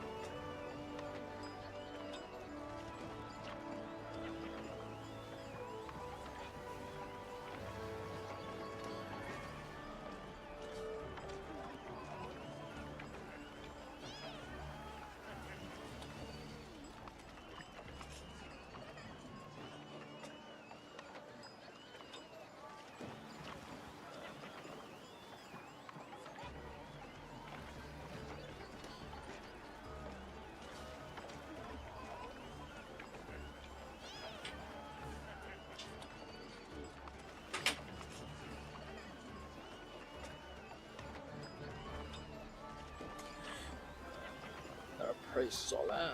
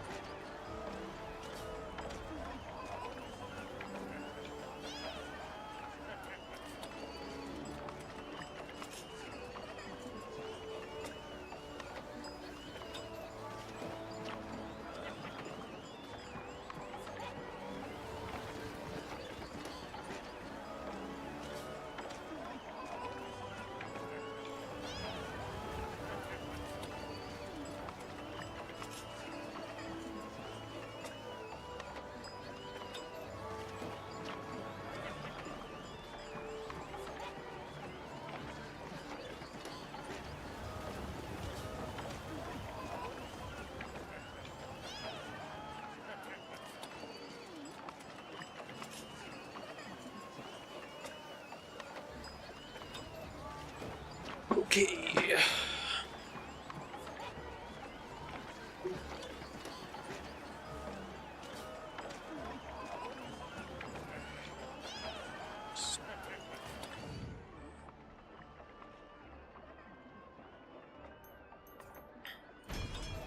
Also, we haven't found any use for penetration yet, so we'll have to see when that comes into play.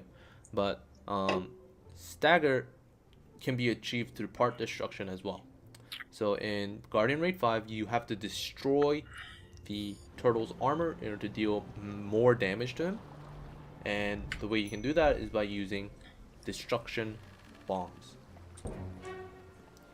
With Nakrasina, the scorpion, you have to cut off its tail. And the way you do that is by using cutting skills. And skills will naturally have, some skills will naturally have these destructions built into them. So for example, this Rising Dragon skill, this one, naturally has level 2 of part break on destruction. So it has destruction level 2. This first skill right here for Battle Masters has part break cut level 1. And the most important part is the fact that it is cut, the type of part break, and the second most important part is the level of part break.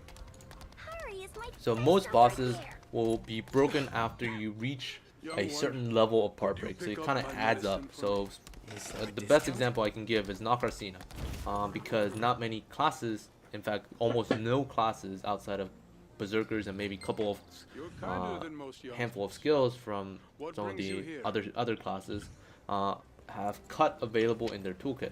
Not many classes have cut. So Nakrasina's tail can only be cut consistently through the use of battle items, and you can use the training shurikens, which has part break level 2, and if you use 11 shurikens, then it will cut off its tail, which means your party of 4 can use 3 shurikens each, and if you miss 1, then you can still cut off the tail, but if you miss 2, you won't be able to cut off the tail anymore. So by that logic, every single boss's parts has a set level that it needs to reach in order to be cut off. I don't know, I'm not sure what it is for Turtle, because there's a lot of skills that classes have that do have destruction as part of its part break, but not many classes have slice, or cut, which is why I mentioned Scorpion. Is there a discount? One of the most important parts about part break is this green bomb right here. This green bomb increases the level of part break on the hit enemies by 1, which means it makes your training shurikens go from level 2 to level 3, and it can make the blue shurikens, the cutting shurikens, the more expensive one, go from level 3 to level 4. So it can really save you on battle items if you just use this one green bomb. And because it applies to the enemy, everyone in the party gets benefit from it. Who do you think So will win the tournament the this year? part break mechanic is fairly straightforward. You just need to have the right battle items. You just need to make sure you're hitting the right parts in the case of certain bosses, and you just need to make sure you're aware of which skills have what part breaks. Part break as a concept isn't being used too often, but when it is being used, it is one of the most important parts, or it's one of the most important aspects of the Guardian Raid. So you won't be able to beat Turtle if you don't bring destruction bombs.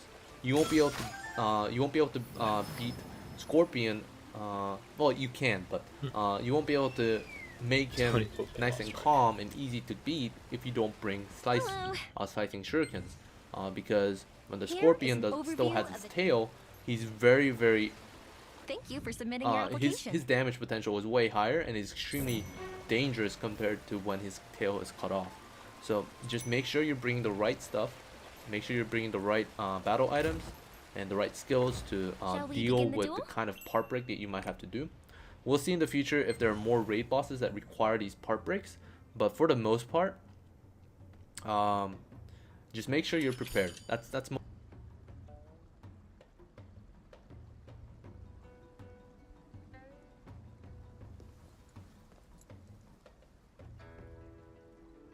Show us what you're capable of. Oh, a brand new challenger dares to step into the arena. And we are going right into our first match. They say you have quite the reputation in Latera. Okay, let's see. Today I'm breaking down what an endgame encounter is like in let's check it out. Korea currently. The fight we're looking at is the 5th gateway of the Legion Commander Albert's raid. This week.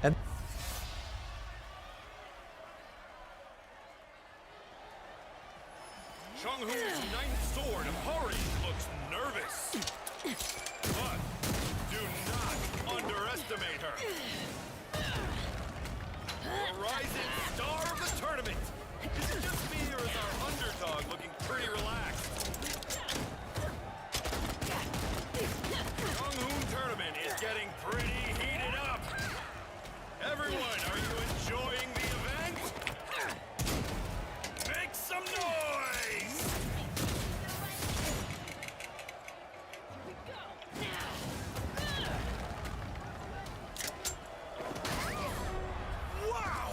And this is non-Trinity system, right? The raid is split into 6 different boss encounters with checkpoints to stop and save the lockout after complete. Let's have a round of applause for both combatants. Woo! What a fight!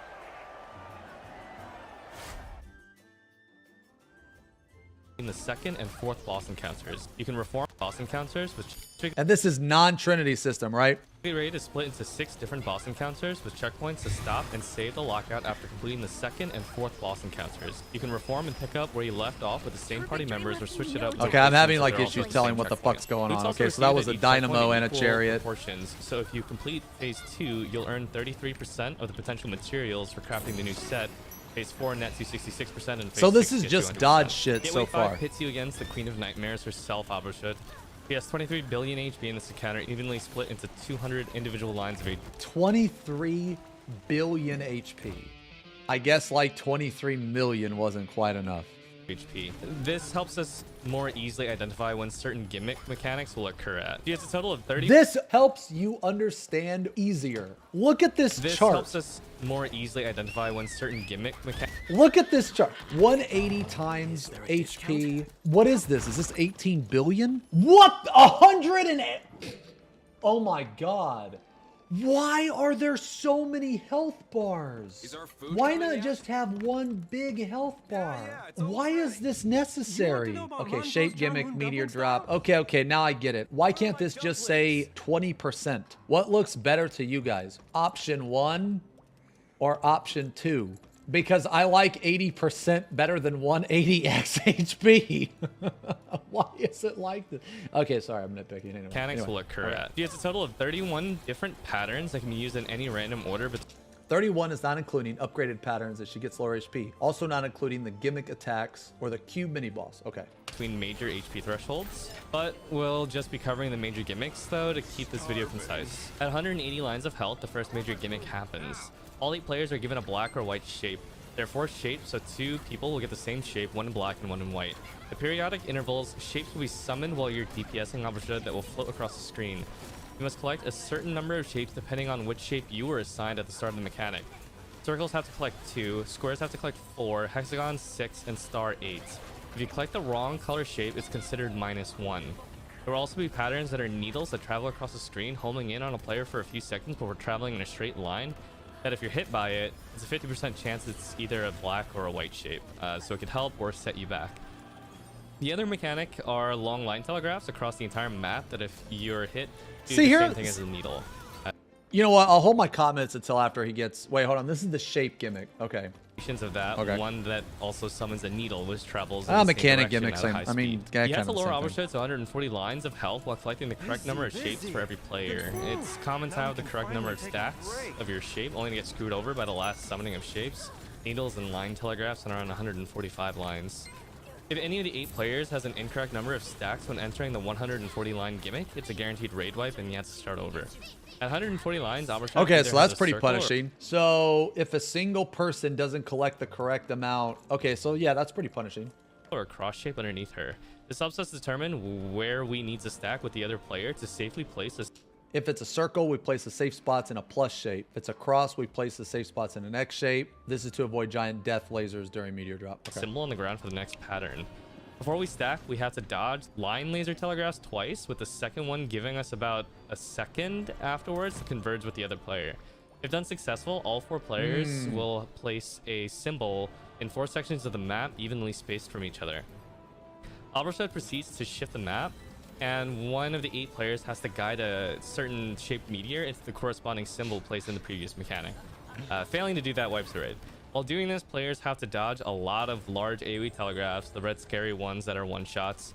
This is way more. This is way better than the Guild Wars thing. Yeah, I know, but it was the first raid. Well, that's what you fucking showed me, so that's what I watched. It's not my fault you guys had a piece of shit example, okay? And if it touches another one of the symbols, then it wipes the raid, which is why they have to be placed equidistant apart from one another. If everyone's successful at placing all 4 meteors, then you proceed to the next phase, which is a burn from 140 lines to 110 lines. At 110 lines, Albershot pours to the center and a short intermission plays.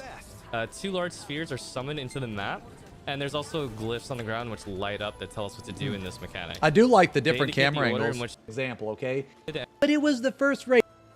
Touches another one of the symbols, then it wipes the raid, which is why they have to be placed equidistant apart from one another. If everyone's successful at placing all 4 meteors, then you proceed to the next phase, which is a burn from 140 lines to 110 lines. This is way better than the Guild Wars thing. Yeah, I know, but it was the first raid. Well, that's what you fucking showed me, so that's what I watched. It's not my fault you guys had a piece of shit example, okay? And if it touches another one of the symbols, then it wipes the raid, which is why they have to be placed equidistant apart from one another. If everyone's successful at placing all 4 meteors, then you proceed to the next phase, which is a burn from 140 lines to 110 lines. At 110 lines, Albershot pours to the center and a short intermission plays.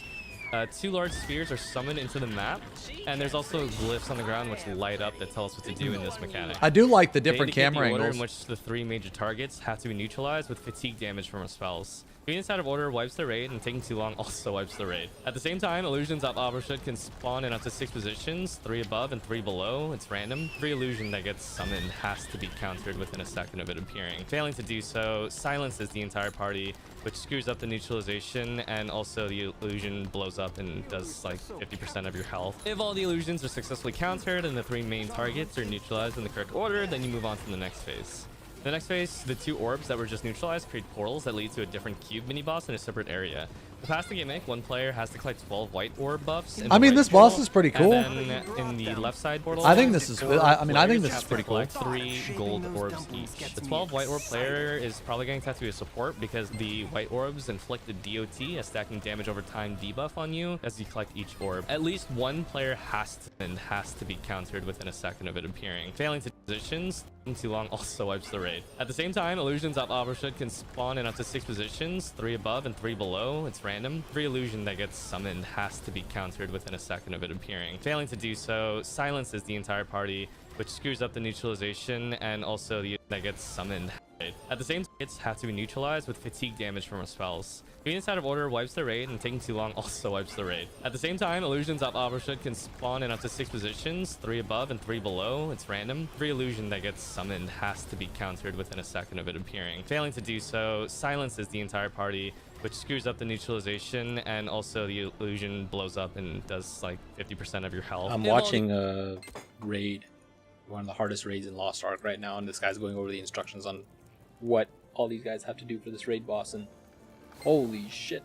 So far, what he said is only 5 minutes in out of a 20-minute video. Like, this is insanely difficult. You did everything else, so let me get your the illusions are successfully countered, and the 3 main targets are neutralized in the correct order, then you move on to the next phase. In the next phase, the 2 orbs that were just neutralized create portals that lead to a different cube mini-boss in a separate area. To pass the gimmick, 1 player has to collect 12 white orb buffs. I mean, this boss is pretty cool. And then in the left side portal, I think this is. I think this is pretty cool. 3 gold orbs each. The 12 white orb player is probably going to have to be a support because the white orbs inflict a DOT, a stacking damage over time debuff on you as you collect each orb. At least 1 player has to stay outside to deal with Albershot, or else she immediately casts a raid wipe if there's no one in the area with her. Not collecting the right number of orbs also incurs a raid wipe in the next gimmick. And also the player that stays outside fighting her dies, she also kills the raid. During the battle with the cubes, there's also needle Stays outside fighting her dive. She also kills the raid. During the battle with the cubes, there's also needles and line telegraphs that can reduce the number Yeah, of I mean, orbs this you is pretty cool. Is collected. this like a Needles drop you recent to 0 raid? stacks in the left one. Stays outside fighting her dive. She also kills the raid. During the battle with the cubes, there's also needles and line telegraphs that can reduce the number Yeah, of I mean, orbs this you is pretty cool. Is collected. this like a Needles drop you recent to raid? 0 stacks in the left one. Like, do we have in the this in right NA? room, line telegraphs reduce the amount of stacks you've got by 1. Once the cubes are defeated, you gotta exit within like 2 or 3 Oh, we don't seconds. have it in NA. After all players have exited, Alberta begins the next pattern, which reminds a lot of people of Frieza from Dragon Ball Z. She'll summon a huge ball of energy, and you have to break an HP shield on her. Afterwards, the lines of light protrudes from 8 different positions. You have to maneuver into the lines of light to avoid being silenced, as there's a neutralization check that has to be cleared. You also have to remember where each of these lines of light are, because at the end of this pattern, after the neutralization check has been succeeded, 5 different safe spots emerge, only one of which is correct to stand in. The safe one is the one that if you remember, Oh, that's all pretty the lines cool. of light That's pretty emerge from cool. Overshoot in the previous pattern, it'll form that shape. If players successfully neutralize the boss, stand in the correct safe spot, and have the correct amount of orb buffs on 5 players, they'll survive the raid wipe that follows afterwards. After lowering the boss from 110 lines to 90 lines, players are once again assigned shapes from, well, it's the same thing as the 180 line gimmick. You have to once again collect the correct amount of shapes by the time you reach 50 lines, while also avoiding a lot more dangerous patterns that begin to emerge at around this point. At 50 lines, you have to once again converge with the other player that has the same shape as you to place the symbols on the ground, but instead of line telegraphs, everyone has to kite 4 meteor drops. You have about 1 second after the last meteor drop to stand within proximity to the corresponding shape to place the symbol. All players in that shape. 5 different reminds a lot of people of the amount of stacks you've got by 1. Once the cubes are defeated, you gotta exit within like 2 or 3 seconds. Oh, we don't have it in like a Drop you recent to 0 raid? stacks in the left one. Like, do we have the this in right NA? room, line telegraphs reduce the amount of stacks you've got by 1. Once the cubes are defeated, you gotta exit within like 2 or 3 seconds. Oh, we don't have it in before NA. kills you. After all players have exited, Alberta begins the next pattern, which reminds a lot of people of Frieza from Dragon Ball Z. She'll summon a huge ball of energy, and you have to break an HP shield on her. Afterwards, the lines of light protrudes from 8 different positions. You have to maneuver into the lines of light to avoid being silenced, as there's a neutralization check that has to be cleared. You also have to remember where each of these lines of light are, because at the end of this pattern, after the neutralization check has been succeeded, 5 different safe spots emerge, only one of which is correct to stand in. The safe one is the one that if you remember, Oh, where that's all pretty the lines cool. of light That's emerge pretty from cool. Overshoot in the previous pattern, it'll form that shape. The safe one is the one that if you remember, Oh, where that's all pretty the lines cool. of light That's emerge pretty from cool. Overshoot in the previous pattern, it'll form that shape. If player spots What does that emerge, only mean? one of which is correct to stand in.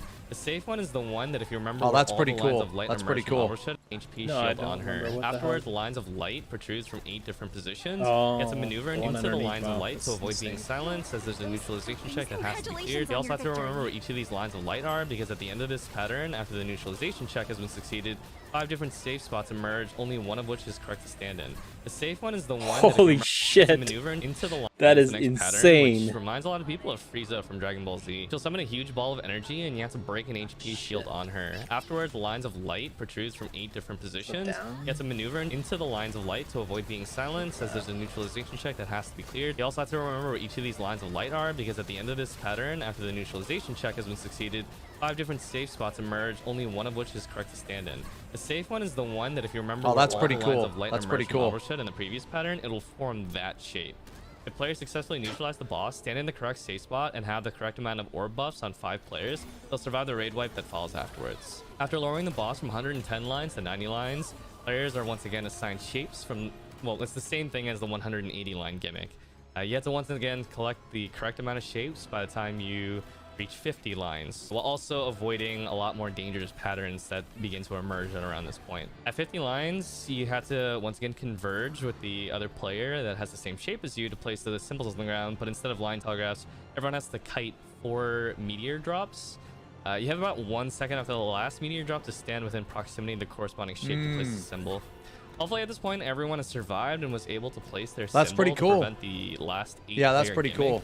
As after you successfully guide these meteors into So you the could always correct put symbol, circles, it's a burn of the squares, last hexagons, 50 and lines stars to somewhere. 0 HP against a torrent of even more deadly. And was able to place their That's symbol pretty to cool. prevent the last 8 Yeah, that's player pretty gimmick. cool. As after you successfully guide these meteors into So you the could always correct put symbol, circles, it's a burn of the squares, last hexagons, 50 and lines stars to somewhere. 0 HP against a torrent of even more deadly attacks. If you've managed to claim victory at this point, though, pat yourself on the back, because that was the door phase and the easy part. She takes the battle up in space, and the real battle against the real boss begins at that point. Welcome back. This is part 2 of how difficult is raiding in Lost. Easy, bro. Holy shit. Welcome back. This is part 2 of how difficult is raiding in Lost Ark. This time we're dissecting the finale against the space opera phantom Alborshud. As a disclaimer, if you're trying I mean, to it looks pretty future cool. blind, you should stop watching this video as it contains fight spoilers. Otherwise, this is kind of like a guide, but a really terrible one. The video is just meant for entertainment for people to hear about mechanics that aren't obvious by just watching the gameplay. At the time of recording, this is the highest level encounter in Lost Ark and the most mechanically complex fight to date. Phase 6 is a 20 to 25 minute endurance battle against 28.5 billion HP split across 250 health bars. If you made the DPS check in the previous fight in Phase 5, your damage is sufficient to clear Phase 6 since there's more damage uptime and a longer fight timer. The reward for clearing Phase 6 isn't unique, but you're guaranteed 2 legendary engraving books, additional ancient fragments for crafting, and a small chance of looting the highly coveted Esther Stone. Clearing this battle is not necessary for anything in particular, but there are achievements linked to it. You can progress your gear fine by opting to skip this fight and just clearing the earlier fights in the raid for materials. Besides for 27 unique attacks, some of which are strengthened after the second half of the fight begins, there are 4 major gimmicks that can be tricky to resolve, 2 which of repeat, and a final desperation attack at 1 HP that's mostly I mean, that looks pretty awesome. The first major gimmick Like appears visually, at it looks really 225 cool. lines of health. All raiders induce a hallucination and are isolated from the rest of the group, while a shape appears throughout their screen. Memorize this shape, since it'll be important in a moment. Insane. A demon spawns in the center tile, checking orbs which reduce your movement speed if you're hit by them, but we can cheese this by standing in a narrow blind spot behind it. Afterwards, 2 rows or columns of the map grid will start to light up and you must... The first major gimmick Like appears at visually, it looks really 225 cool. lines of health. All raiders induce a hallucination and are isolated from the rest of the group, while a shape appears throughout their screen. Memorize this shape, since it'll be important in a moment. A demon spawns in the center tile, checking orbs which reduce your movement speed if you're hit by them, but we can cheese this by standing in a narrow blind spot behind it. Afterwards, 2 rows or columns of the map grid will start to light up and you must navigate to a spot that isn't lit. This is repeated 3 times. While this is happening, you'll occasionally be afflicted with a debuff which flips your controls, symbolized by a purple swirling ball above your head, making your character move in the opposite direction of where you click. This debuff will turn on and off a few times during this. If you're struck by one of the lit up grid spaces, you'll be killed. Oh, that's After obnoxious. 3 of these, everyone is released from the hallucination and Alborshud teleports to the center. She'll start releasing the same orbs from before which reduced movement speed. By hitting her and standing close by, a shape will appear near her. The one player that saw this shape in the hallucination must guide the other 7 players to the same grid spots, as Alborshud will repeat the attack again in the same order that they saw it That's before. cool. That's cool. Once This this is is resolved, freaking the players insane. can fight again normally, but the next gimmick appears very shortly. Several tornadoes This is travel across the map, absolutely dealing heavy damage insane. to anyone they touch. A few players have a debuff that can be Whole, not even but freaking once World of this Warcraft had resolved, freaking players raids can like fight this. again normally, but the Holy next shit, gimmick this appears is very intense. shortly. Several tornadoes travel across the map due to reduced movement speed. By hitting her and standing close by, a shape will appear near her. The one player that saw this shape in the hallucination must guide the other 7 players to the same grid spots, as Alborshud will repeat the attack again in the same order that they saw it That's before. cool. That's cool. Once this is resolved, players can fight again Wow. normally, but the next gimmick appears very shortly. Several tornadoes travel across the map, dealing heavy damage to anyone they touch. A few players have a debuff that can be removed if a tornado touches them, but it's important that they don't remove it. If the player still has the debuff and it naturally expires, they're sent to another plane where there's a single black orb. They have a few seconds to destroy it. Should they fail, they're spit back out to join their party and the orb blows up into a swirling vortex, greatly impeding movement and either pushing or pulling players away gradually. This lasts for a very long time and makes DPSing the boss very difficult, so destroying the orb is important. The more players that lose their debuff by getting hit by a tornado, the more difficult it'll be to break the orb. DPS continues until 188 lines of health. At 188 lines of health, the fight officially begins. Alborshud teleports to the center and a brief intermission plays. Meteors are summoned in and each of the players is marked sequentially 1 second apart from one another. The raid map is split into a 3x3 grid. Each grid space has 3 HP. When a blue meteor lands on any of the spaces, it reduces the tile's HP by 1. A player marked by a golden meteor reduces the HP Man, of the this is tile pretty it lands cool. on by 3, as well as all This is pretty adjacent cool. tiles by 3 as well. The first player during this mechanic is marked with the golden meteor, while the other 7 are marked with blue ones. The raid must carefully why place does these this have to meteors be in such a click to way move, that man? no more than 3 tiles are destroyed. It's just at like any given like time. when it goes back to When a fourth gameplay, tile it is just destroyed, fucking Alborshud ruins it will for me, immediately man. perform a raid wipe. Finally, tiles regenerate back into play with full HP 1 minute and 40 seconds after being destroyed. When a tile is destroyed, it also means the map is shrunk as well. Like the first I just Legion hate the General angle. Vulcan, while the other 7 are marked with blue ones. The raid must carefully why place does these this have to meteors be in such a click way to move, that man? no more than 3 tiles are destroyed. It just at any given time. when it goes back to When a fourth gameplay, tile it is just destroyed, fucking Alborshud ruins it will for me, immediately man. perform a raid wipe. Finally, tiles regenerate back into play with full HP 1 minute and 40 seconds after being destroyed. When a tile is destroyed, Example Like of when it that. goes back to when a fourth gameplay, tile it is just destroyed, fucking Alborshud ruins it will for me, immediately man. perform a raid wipe. Finally, tiles regenerate back into play with full HP 1 minute and 40 seconds after being destroyed. When a tile is destroyed, it also means the map is shrunk as well. Like the first I league just in hate the general angle. Vaulton, I say players top are down. instantly killed if they're hit by a stagger, knockback, or knockdown while standing near the edge of the map. You can fall off the map by getting knocked off. Dude, look at this number. Dude, look, this is ridiculous. 34,121,330. This number is just completely, it's just, okay. But fortunately, the game doesn't let you just walk off. After resolving this mechanic, blue meteors will begin to fall on random party members every 1 minute, while golden meteors will select a random party member at specific HP intervals, the next which happens at 137 lines. After 188 lines though, the boss becomes considerably more dangerous. Our moveset is expanded to include several heavy knockback attacks that are designed to smack players off the map. These are the yellow telegraph attacks. No matter how geared you are, if your reflexes are slow here, you'll face a death by gravity. It's important to understand what super armor options you have in a pinch. You also have to avoid tanking yellow telegraphs as much as possible, since every time you're hit by one, you'll gain an infinite duration debuff, which at 3 stacks will cause a blue meteor to begin dropping on you. After dealing with the golden meteor, you have to survive for 1 minute and 40 seconds for the destroyed tiles to respawn before entering the 113 line pattern. This is because you'll want the full map space for what comes next. At 113 lines, a new intermission plays.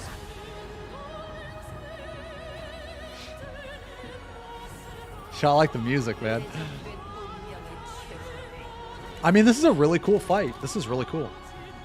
So is this like the ultimate of, is this like the ultimate, like the Lost Ark ultimate? A quick pizza attack and then divide themselves in different parts of the map to avoid the giant palm slam in the center. They said this is like the hardest encounter, yeah. It, and a huge number of red orbs begin flying in from outside of the map towards the center. The ultimate of, is this like the ultimate, like the Lost Ark ultimate? A quick pizza attack and then divide themselves in different parts of the map to avoid the giant palm slam in the center. They said this is like the hardest encounter, yeah. It, and a huge number of red orbs begin flying in from outside of the map towards the center. We can use Esther's Shandy here, which is kind of like a party ultimate or a limit break if you're coming from Final Fantasy XIV, to slow down time and assist with dodging these. The red orbs deal heavy damage and inflict a debuff on the player if they get hit That's a by really it. cool At 3 stacks idea. of this debuff, Slow the down player time. dies. That's At the same really time, cool. gold Oh my god, you slow down serious? time and assist with dodging these. The red orbs What the outside fuck? the map towards the center. We can use Esther's Shandy here, which is kind of like a party ultimate or a limit break if you're coming from Final Fantasy XIV, to slow down time and assist with dodging these. The red orbs deal heavy damage and inflict a debuff on the player if they get hit That's a by really it. cool At 3 stacks idea. of this debuff, Slow the down player time. dies. That's At the same really time, cool. gold orbs will fly in as well. All players have to collect 2 of these in order to survive the explosion at the end. There will also be 4 smaller black hole orbs on 4 of the tiles. 4 players have to each enter one of them. Then right you go in before the black pattern ends, hole, so dodge getting the sucked attack, into the okay. center and pulled into another dimension. You have to time this carefully, as entering the orb too early won't protect you from getting pulled in. If performed successfully, 4 players get pulled into the center and sent to a separate plane on the same map, while the 4 that enter the small black orbs stay in the original plane with Albrashut. 8 phantoms of Albrashut appear in the original plane, and the 4 players outside must run close to each of them. If any of the clones turn clockwise or counterclockwise, you've got to notify the team on the inside where that clone is, usually with a ping. This lets them know that the clone will appear on their side shortly at that position. The clone that turns clockwise that's will really appear cool. on the other side and must be neutralized within 2 seconds, while a clone that turns counterclockwise must be countered. When the clone is dealt with properly, it drops a golden buff that gives the player in the inner dimension a shield that lets them survive the explosion at the end. Of the 8 clones, 2 will turn, and this repeats in a second wave for a total of 4 clones and 4 shields when dealt with properly, allowing all 4 players inside Yo, that's to pretty survive. cool, If man. the clone isn't properly That's pretty countered or cool. neutralized, not only is a player guaranteed to die since they won't have a shield, the clone also drops a blue meteor on the tile that they were on, potentially destroying it, which can kill players on the outside as they won't be able to see the meteor itself. The entire mechanic takes place on 2 versions of the same map, and so quick communication and cooperation is needed for everyone to survive this. From this point onwards, most of Albrashut's random attacks as they won't be able to see the meteor itself. The entire mechanic takes place on 2 versions of the same map, and so quick communication and cooperation is needed for everyone to survive this. From this point onwards, most of Albrashut's random attacks have been strengthened and have additional mechanics that you'll have to deal with. The next gold meteor appears at 87 lines. At 66 lines, tornadoes will appear again, and the debuff players once again have to destroy the orb to prevent the vortex from spawning. A spawn vortex is especially deadly at this stage of the fight, where Albrashut has her expanded, strengthened moveset. There's one final golden meteor at 37 lines. After you deal with it and reach 28 lines, the Dream World pattern repeats, and you must once again memorize the shape and the safe spots to navigate to. As part of the map is destroyed at this point, it can be tricky to navigate from one side to the other, but if you manage to prevail at this point, you're on the home stretch. At 25 lines, Albershot will destroy the 4 corners of the map. She'll no longer kill the entire raid if more than 3 tiles are broken. However, as blue meteors are still spawning, the map will gradually get smaller until only the center tile remains. The goal is to bring her down to 7 lines of This is health a really before cool happens, fight. as the smaller the map is, the more likely Yeah, this is a people are really to cool get knocked fight. off. At 7 lines of health, the final major gimmick begins. In an act of desperation, Albershot will begin to summon one last giant meteor designed to wipe out the party. Yo, burn phase. Free loot phase.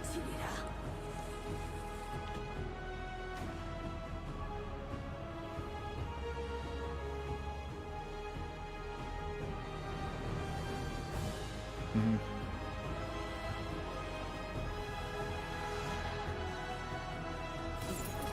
During its slow descent, you had to break through a 22.8 billion HP overshield that she gains, or 200 additional lines of health before the meteor lands in 2 to 3 minutes. If you're tight on DPS on this point and you were getting close to the 20-minute enrage timer, 5 minutes are added so you don't have to worry so much about it, and any of the broken tiles possessed of the corner ones are brought back into play right away. 200 more lines is ridiculous though, and the following mechanic is designed to help you punch through that shield. While battling Albershot and chipping away the shield, the screen will flash at the 1 o'clock, 5 o'clock, 7 o'clock, or 11 o'clock positions. This signifies that a counterable meteor will be flying in towards the center of the map. This will happen 5 times, once in each direction, and 1 more time in 1 random direction. When the meteors arrive, they'll either flash red or blue. Blue ones have to be countered, while red ones have to be ignored altogether. If a red one is countered, it'll explode, dealing heavy AoE damage to players and likely knocking them off the map. When a blue meteor is successfully countered though, the player receives a buff that when expires, fires a long-range laser that'll deal about 14 lines of damage to Albershot's health. In total, 5 rounds of meteors will appear, of which at least 15 will be counterable, yeah, and okay. 14 So use is the practically lasers to required to blow meet up the her health. damage check. Have people in each of the quadrants with excess players prepared to assist in case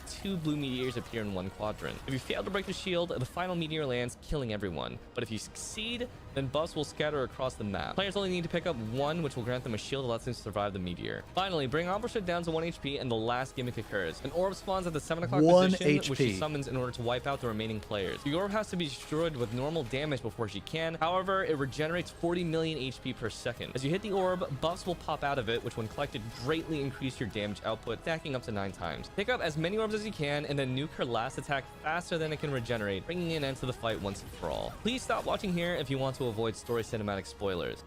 And that's it.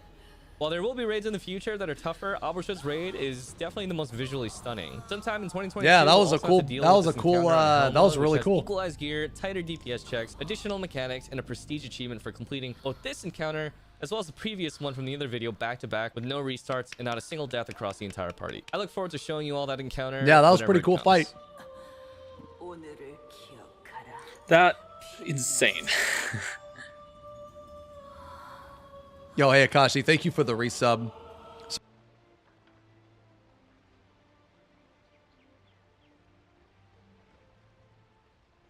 Sorry I didn't see that right away. Or the gifted sub, excuse me.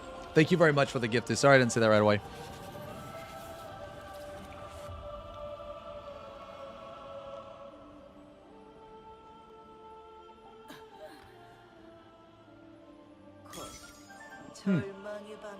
Yeah, that seems really cool, man.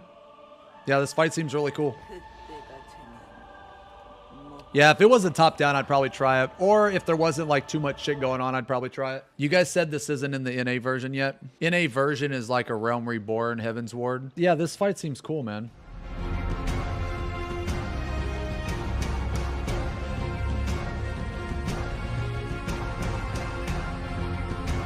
Yeah, that's wild.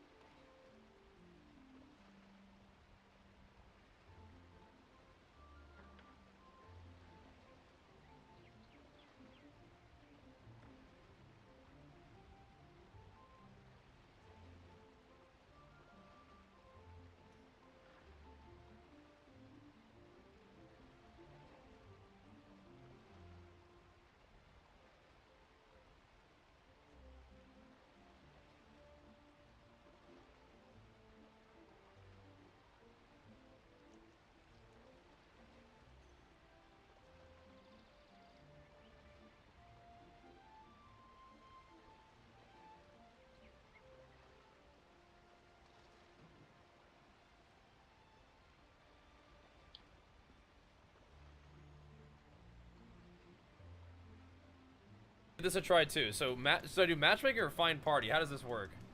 Which one's the right one to do? Matchmaker or find party? Samson, you need to chill, boy. You need to chill, boy. You need to chill, boy. You gotta chill out. Gotta go fight some guardians. Chill, boy. Just turned up. Guardian raids.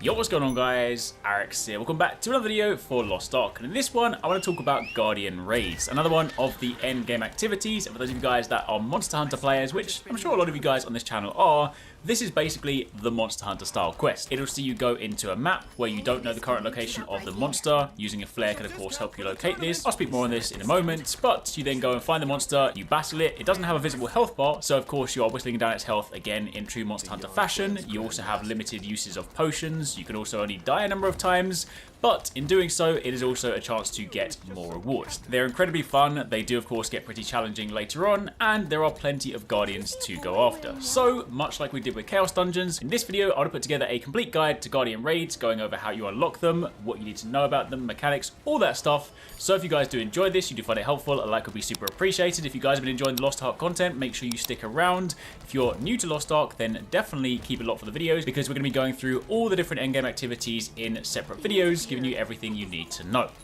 So, to begin with, first things first, how do you unlock Guardian Raids? Again, you will need to be level 50 and you will need to make your way to Vern Castle. Following the natural story quest will put you on the path to this once you've unlocked the Chaos Dungeons. There are actually two Guardian Raid related quests. The first one you can find up in the top right hand corner in the Queen's Castle area. This is more so a quest that you can follow, which will basically have you hunt a specific Guardian and you get some rewards for doing so. However, in order to unlock the ability to do Guardian Raids, what you actually need to do is open up your journal and go and find this quest here that says Guardian Raid Qualification. When you accept this, it will send you to speak to the person near the Guardian Raid board, located here on the map. Again, this is the sort of part of the map that is where you find a lot of the endgame activities. Doing so will have you sign the certificate, and you can then basically interact with the Guardian board and begin those raids. So again, if you kind of got to the point where maybe you followed the purple exclamation mark quest and you still can't interact with the board and you're like, why can't I do this? Open up your journal, accept that quest, complete it, and you can then go forward. So with them unlocked, let's talk about Guardian Raids. When you interact with the board and you open up this menu, this is what will greet you. Much like with the Chaos Dungeons, there are of course various different things here, various different tiers. They of course increase in level with a gear score requirement, but let's go through the most notable things. Top left hand corner, you have Guardian Souls Earned. Much like the Chaos Dungeons, you can also do 2 of these a day, and each time you harvest a Guardian Soul, it will fill up one of these nodes, and of course once you've done that, you can go back in and do them again, but you won't really be getting any rewards. It is worth noting that if you want to go in maybe to help someone, you do have the option to uncheck Harvest Soul, so you can still defeat it without it using up one of your quota for that day. So if you're after a particular Guardian because you're pursuing some gear, but you want to help a friend with another one, you don't have to waste your daily limits. It's also worth noting that when you do fight the Guardian, and once you defeat it, it will drop its soul. You need to interact with this soul in order to get the loot. Doing so will see a ton of loot drop on the ground, and that is basically how you get your rewards. It's important to do this. If you defeat the Guardian and you forget to interact with that and you go back to town, it will still have consumed one of your Guardians for the day, but you of course will have missed out on the loot, so don't forget to do that. Of course, on top of that, you have the rest bonus. Again, much like with the Chaos Dungeons, this effectively is your catch-up mechanic, so every single time you don't do a Guardian raid for the day, you get 10 points added to the rest bonus bar. You can accumulate up to 100 points, and every 20 points will allow you to harvest 1 additional Guardian Soul per kill. So basically, if you miss the Guardian raids for a day or 2, then when you go back and defeat it, you'll actually have 2 souls to harvest, in essence allowing you to catch up on some of the loot you would have missed out on otherwise. So again, pretty nice system.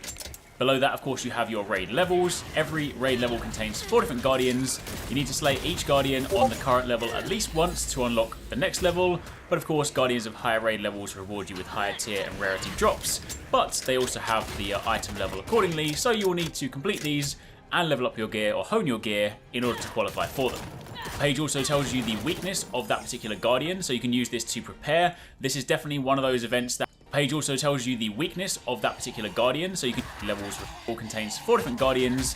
You need to slay each Guardian on the current level at least once to unlock the next level, but of course Guardians of higher raid levels reward you with higher tier and rarity drops. but they also have the item level accordingly, so you will need to complete these and level up your gear or hone your gear in order to qualify for them. The page also tells you the weakness of that particular Guardian, so you can use this to prepare. This is definitely one of those events that you want to make sure you prepare ahead of time. Using consumable items is also a fantastic way to battle these, so using this to work out whether they're weak to darkness, light, earth, lightning, water, fire, that sort of thing can definitely help increase your chances of success. On the left hand side you have the Guardians available, on the right you have your current record for fighting that Guardian, the expected rewards, again the items you can hope to get from those, ranging from accessories, currency, other things like that. And below you have the restrictions. Again, keep in mind Guardian raids are different. Resurrections are limited to 3 times, you have a 20-minute time limit, and work out whether they're weak to darkness, light, earth, lightning, consume these, and Guardians. You need to slay each Guardian on the current level at least once to unlock the next level, but of course Guardians of higher raid levels reward you with higher tier and rarity drops, but they also have the item level accordingly, so you will need to complete these and level up your gear or hone your gear in order to qualify for them. The page also tells you the weakness of that particular Guardian, so you can use this to prepare. This is definitely one of those events that you want to make sure you prepare ahead of time. Using consumable items is also a fantastic way to battle these, so using this to work out whether they're weak to darkness, light, earth, lightning, water, fire, that sort of thing can definitely help increase your chances of success.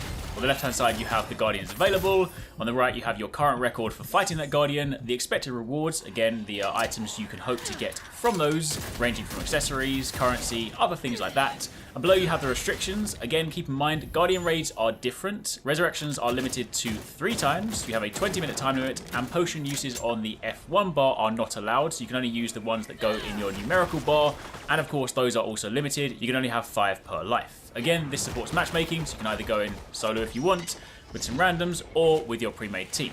So with that being said, let's turn our attention to the actual raid itself and talk about some of the mechanics. You begin by spawning into the zone, and you'll find yourself in a resupply zone. When you step outside of here, you cannot change the items in your bar, so if you want to change your healing potions, you want to change your support items, carry things like grenades, flares, other things like that, make sure you've either done that before you even go on the raid, or whilst you're standing inside this circle. It's also worth noting that this can be used to replenish your items. So all while you're outside the circle and you're battling, you can only use the number of items you have available.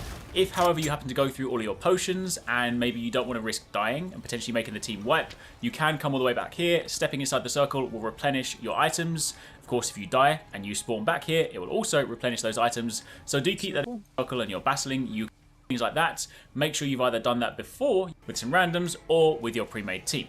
So with that being said, let's turn our attention to the actual raid itself and talk about some of the mechanics. You begin by spawning into the zone, and you'll find yourself in a resupply zone. When you step outside of here, you cannot change the items in your bar, so if you want to change your healing potions, you want to change your support items, carry things like grenades, flares, other things like that, make sure you've either done that before you even go on the raid, or whilst you're standing inside this circle. It's also worth noting that this can be used to replenish your items. So all while you're outside the circle and you're battling, you can only use the number of items you have available. If, however, you happen to go through all of your potions and maybe you don't want to risk dying and potentially making the team wipe, you can come all the way back here. Stepping inside the circle will replenish your items. Of course, if you die and you spawn back here, it will also replenish those items. So do keep that in mind, because in Guardian raids, in the top left-hand corner, you can see these 3 nodes. You can only die, much like in Monster Hunter, 3 times, and doing so will cause a wipe. So you do need to be very careful in your lives. So if you do think you're going to be a liability, do consider restocking. Yes, sometimes it will slow you down a little bit, but if that means the difference between you winning or your team wiping, it's definitely worth doing. One particular item that is very useful for Guardian raids are the flares. Flares, sometimes you can get them as rewards from chests that you can open. Additionally, they can also be crafted, or if you're already out, you can get them from the auction house, because when you first load into a Guardian raid, you do not know where the Guardian is located. Using a flare will then tell you where it is on the map for a brief period of time, so they're definitely worth carrying. If you don't have them, you just have to wander around the map until you find it, but note that does eat into your completion time. Now, of course, every Guardian does have their own unique mechanics. In this video, I'm going to keep it pretty broad, but if you guys would like Guardian guides, going over the different Guardians, their moves, and sort of strategies for fighting them, definitely let us know. But basically, watch for their movements, learn the telegraph moves. They do have situations where they will glow blue, and if you use a counter move, you can stagger them. So, of course, this can be useful for some monsters that will often punish you or trap you, but do keep in mind if you get the timing wrong on this, you can also be hit. So effectively, battle it, fight it, take it down, and once you've done that, interact with the soul, collect your loot, and you're done. Those are Guardian raids. Just a little rundown on what you need to know, how you unlock it, how they work, and a few things like that. Hope you guys found this helpful. If you guys have been enjoying the Lost Ark content, again, make sure you stick around. We will be going over all the other endgame activities, so if you want to know more about Abyss Dungeons, other things like that, make sure you stay tuned on the channel. And if you guys haven't caught our video on Chaos Dungeons and want to know how they work, then be sure to click this video to find out more. Interesting, okay. Okay, matchmaking, okay. How do I check Absorb Soul or not? Harvest Guardian. No, we don't want that. We're not harvesting the Guardian Soul. Here we go. Right. I don't have Mayhem yet, no. I don't know how to get it yet. I think I just don't have enough books or something, right?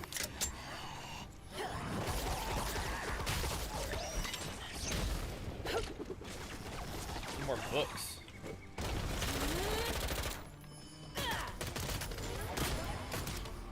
Yeah, I did do the Chaos Dungeon. I loved it. I absolutely loved the Chaos Dungeon. Do these guys know where they're going?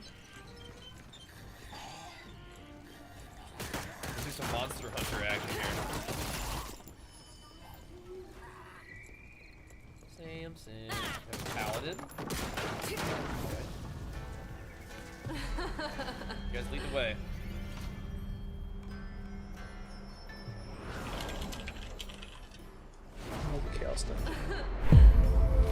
I want to talk about Chaos Dungeons. Chaos Dungeons are one of the many Lost Ark endgame activities, but they are one of the first things, in fact, the first thing you will encounter. They are a lot of fun, they are quite quick to work through, and they'll form part of your daily routine if you're someone that wants to log in, complete some daily activities, and make sure you are making the most of your experience. So in this video, I want to quickly go over how to unlock them, what they are, explain everything about them in case you guys are new. We'll be doing this for all the endgame activities, so if you guys are new to Lost Ark and you want to know what the endgame has to offer, then make sure you stick around, make sure you subscribe. We've got plenty of videos coming your way explaining all the different things you could possibly want. In fact, if there are things you want to know more about that we haven't spoken about yet, let us know in the comments down below.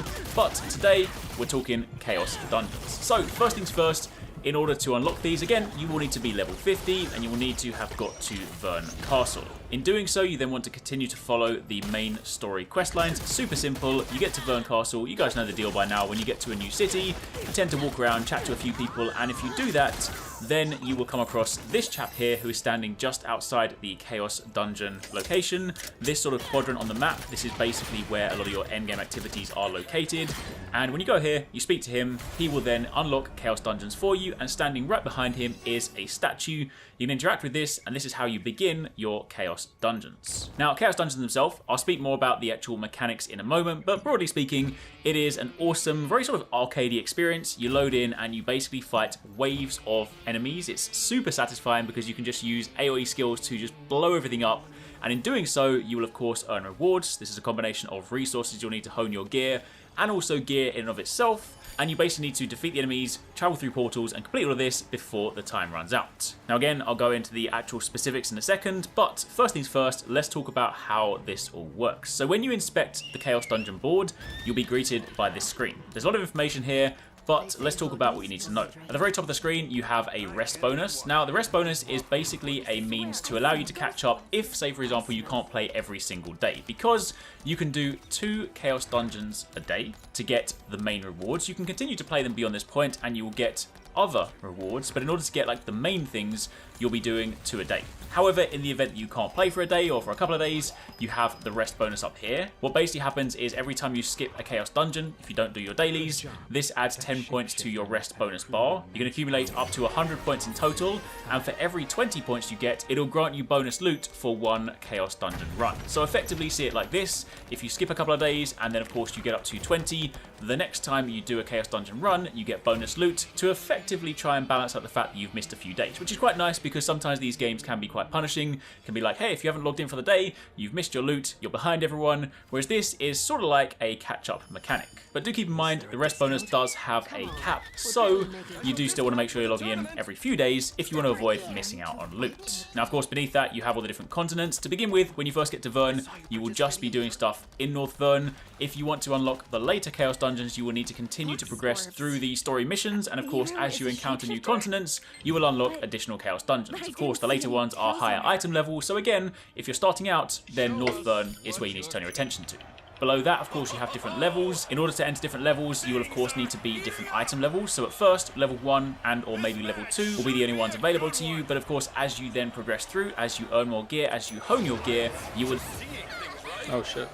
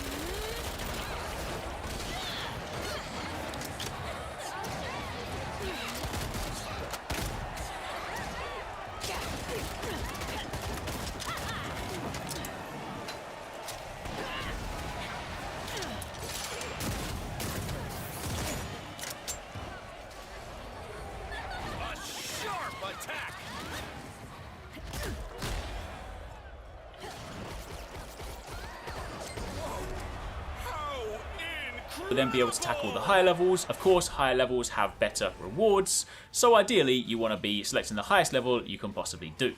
Now, of course, on the right hand side you have your expected rewards. This ranges from some gear to some accessories. You have currency. You also have a few rare items, things like cube tickets, boss rush tickets, or other like engraving recipes. Those ones are rarer to find, and of course they lead to other endgame activities, which we'll speak about in subsequent videos. So anytime you do get one of those to drop, they are actually pretty exciting. But of course, when it comes to obtaining gear, you will get these from your first 2 runs, but once you've completed that, you will then basically have lesser rewards. Now in the bottom right corner, you also have Aura of Resonance. At daily reset, you are given 100 Aura of Resonance, which is enough for 2 entries per day. Each time you enter the Chaos Dungeon, it consumes 50 Aura and provides you with full rewards. But of course, if you do this without Aura, you can still go into the dungeons, and monster kills will still provide you with exchangeable tokens or other sort of resources as well, but you will not get the gear drops. Instead, what you would typically get are things like perception shards or disorder crystals for your monster kills. Now these are still useful because outside of the Chaos Dungeon, if you go over here, there is a lady called Magic Scholar Jenica, and she will basically be a exchange vendor for Chaos Dungeon materials. You can exchange perception shards and disorder crystals.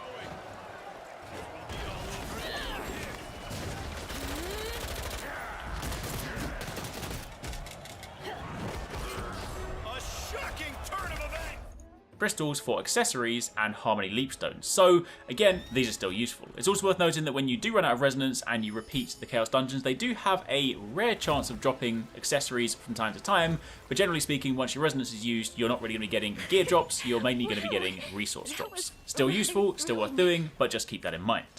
Chaos Dungeons also support matchmaking, so you can either go in solo, matchmake, or you can go with your party, so there are no limitations. Now when you're actually inside the Chaos Dungeon, talking a little bit about gameplay, you'll of course spawn into this area. You will have a percentage on the side whereby whenever you're killing enemies, this will fill up. The goal here is to get this to 100%. Now you also have a timer. This is the timer you have on this particular floor. Chaos Dungeons have 3 different floors with a 5-minute time limit to complete each of them, and killing monsters fills the progress bar. When you get to 20 and 50%, this will spawn portals which allow you to go to the next floor. You do not need to kill all the enemies on the same floor, you can simply go through the portal when it appears. Rewards don't scale based on your clear time, so you can take your time, you don't have to rush. If you die, don't bother wasting your feathers. You can of course just respawn at the nearest checkpoint because they are very, very close by, so you can very quickly get back into the action. Now, a couple of things you need to know about the actual mechanics. There are some buffs that are very useful for kind of just clearing through mobs. Make use of your AoE skills, of course, to just destroy big packs of enemies and kill elites. When you walk over blue wind spheres, they will grant you 40% increased movement speed and increased health and energy recovery rate. Every time you kill elites, they grant you a buff that refreshes the cooldown of cast skills by 40%, including your awakening skills, and they'll grant you 200% increased energy recovery rate. And if you kill the second floor boss, this refreshes all your cooldowns Verlife? What's that? Completely. If you destroy rift cores, they also grant you a buff, increasing your attack speed by 40% and reducing the cooldown of skills by 40%. Occasionally, as you're playing the heir of Clan and the sword of Chung-Hoon, it is Hoden!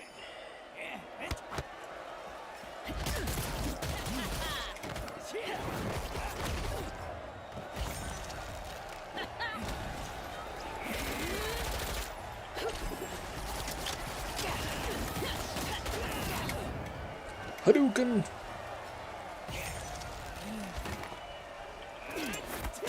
I dropped him.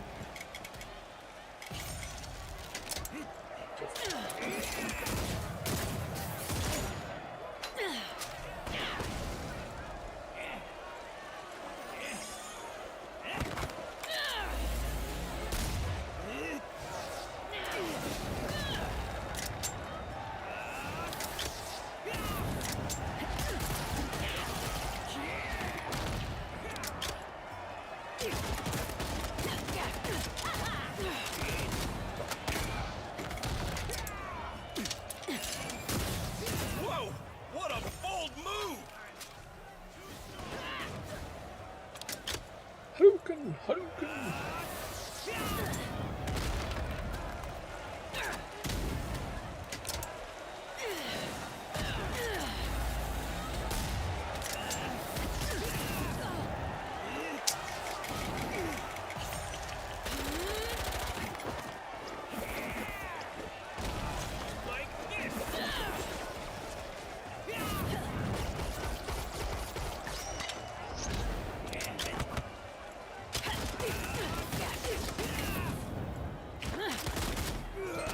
No surprise here, folks! You may find a gold portal. This will take you to a bonus floor. This is like a treasure floor. These portals can actually be gold or purple, and within them you can obtain additional rewards based on the monsters that you are facing. You then have these like treasure type monsters. You need to kill them, don't let them get away, and then of course you can gain the loot and you can continue your run. And that's pretty much it. Load in, destroy loads of enemies, go through the portals, progress through the floors, fill up the percentage bar, and get your rewards at the end. And that, my friends, is pretty much everything you need to know about Chaos Dungeons. They are, again, incredibly fun. They're also pretty quick, so if you're looking for something that you can do on... Oh, there he is. Ow. So how does this work? You can't use potions?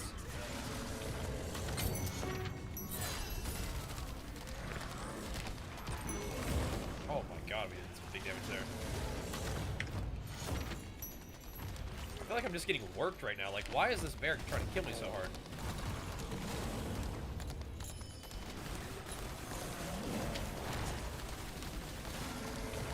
Samson. Don't press space bar. Watch out. Quit getting me. This cat, dude. He's so silly. See the tournament? Awesome, right?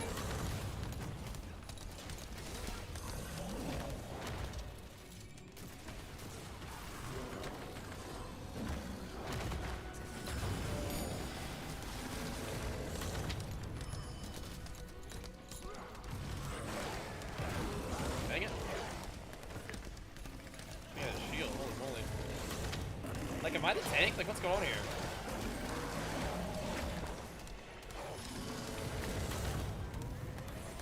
Somebody's buffed me up, though. Have Wrath of God on me.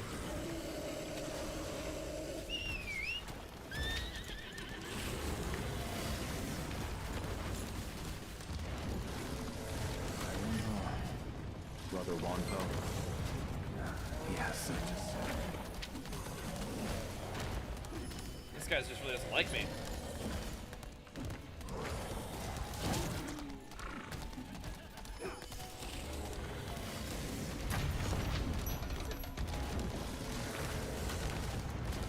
Too bad, Big Bear. So it's like Monster Hunter where we don't even get to see his HP or anything.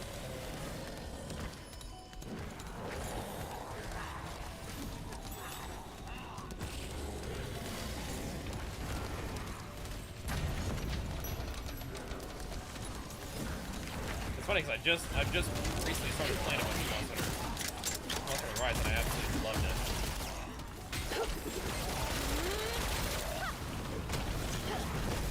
Sam's a cake of me. Gonna run away soon? I'm just gonna keep slamming on him.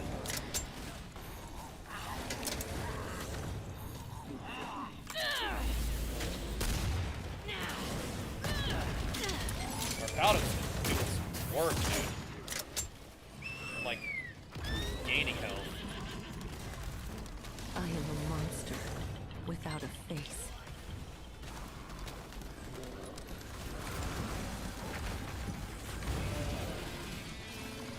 I don't see any like health bar or anything.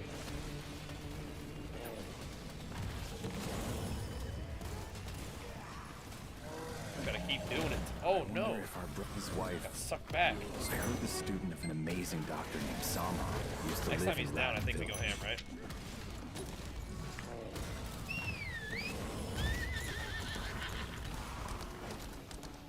$25K crits. Do it to him.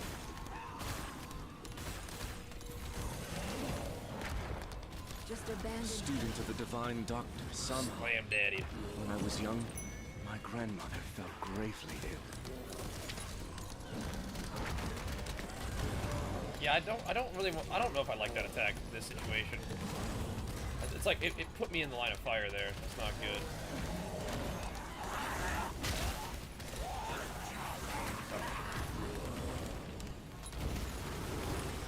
A lot of damage for that. Gotta get back in rhythm. Not having me smacking me up. Hey. Sam's a good ganking me, brother. Wait, what?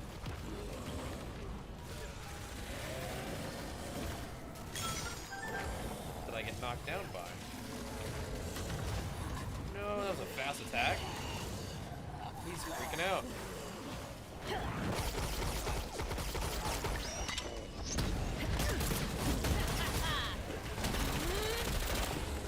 You gotta be dead soon, right? Because I'm dead soon. What the heck?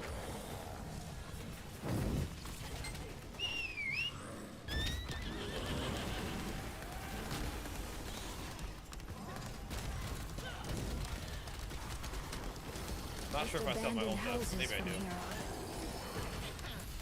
Yeah, I think I did. That was a lot of damage there. Gotta get all the way away from during that thing. What the hell? I don't need to hit him with charge. Get him? What happened? This is zesty. There's a reason why I'm not using Z. I wanted to save it until he was like down so I could do big damage with it, but should I just use it instantly every time? As soon as it's up? You don't look like you came here by accident. Not the lowest health out of all of us. But you can't use any items during this. See you?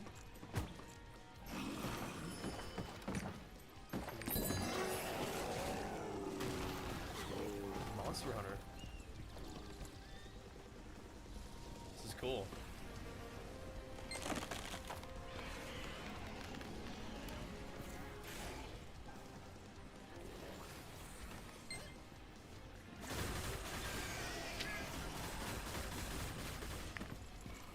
Sam, quit getting me. Cut it out, boy. Uh-oh.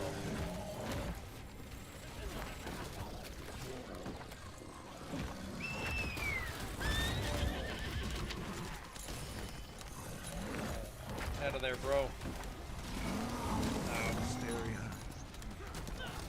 Let me stay in this aura real quick.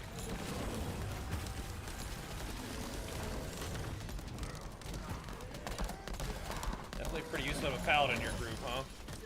I think he's healing, right? Yeah, we gotta not be anywhere close to him on that blue attack, I think. So, oh, I think I went right through it.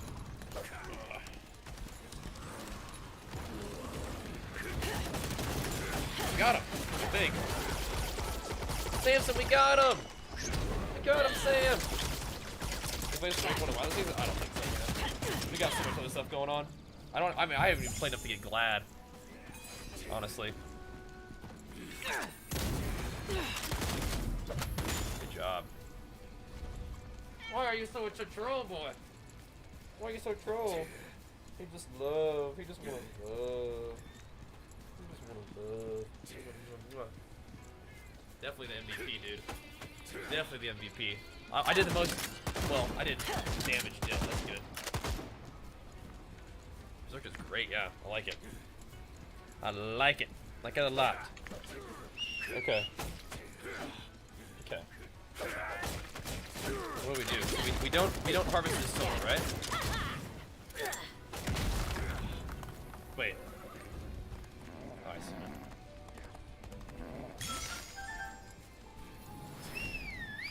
What do we do? I'm mean? No, I'm not.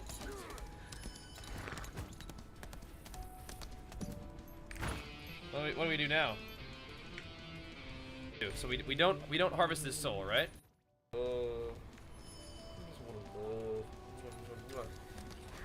Definitely the MVP, dude. Definitely the MVP. I did the most. Well, I did damage dealt. That's good. Berserk is great. Yeah, I like it. I like it. Like it a lot.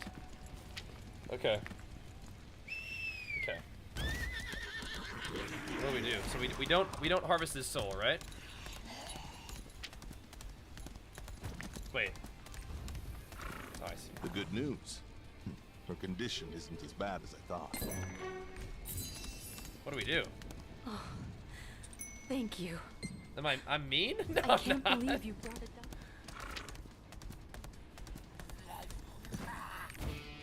What do we do now? Just leave? Okay. Good run, good run. Leave the next one, I have 340 eye level. So I had to do that one to unlock the next one. Okay. And then we harvest the soul twice in the next one. It is wireless, yeah. It's the HS80. That was cool. Excited to do more of those. Samson's excited to do more too. Now I can do this. We do harvest the soul, but I don't have the eye level yet. But when we do, we can harvest the soul twice. That's what you're saying, and maybe we try to do that, harvest the soul twice today or something. Yeah, Guardian Souls earn resets every day, so I'm busy at the moment. We'll try to get the chance to farm these two today. I don't know why he didn't just do it. Oh, he wants us to. That was awesome. I had better join my wife. I had better join my wife. Thank you. Fuck you doing, bro? I had better join my wife. Thank you.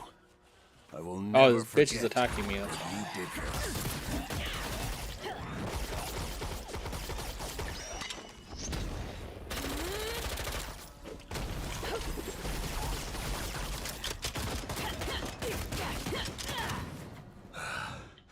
I had better join my wife. Thank you. I will never forget what you did for us.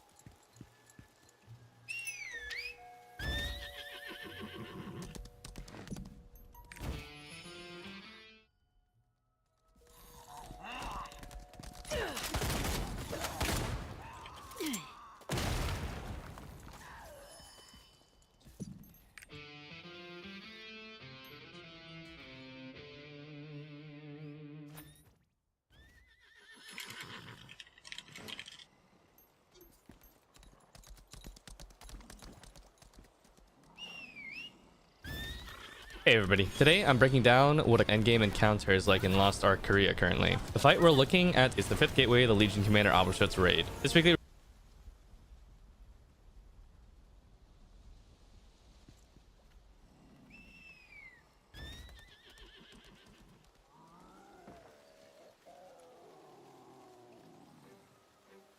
Alright, what's going on everyone? Welcome back to another video. I've wanted to make this video for quite some time, and with the release of the Western release, I should say, of Lost Ark just around the corner, I thought there'd be no better time to make this video.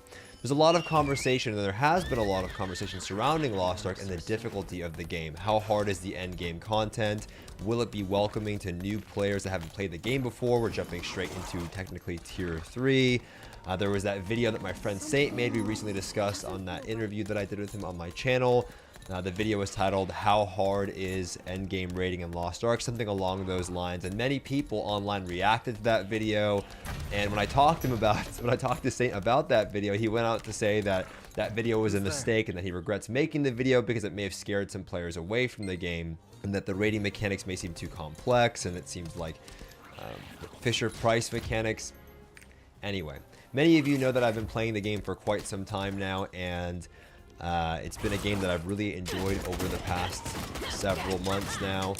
And with that, I've experienced a lot of the end game content that the game has to offer. I've completed all of the games that are FYI, what does that mean? Everyone's saying war. The fudge. Weird. Within the progression tier of Russia, and I've also recently moved over to Korea and have begun playing over there. In my experience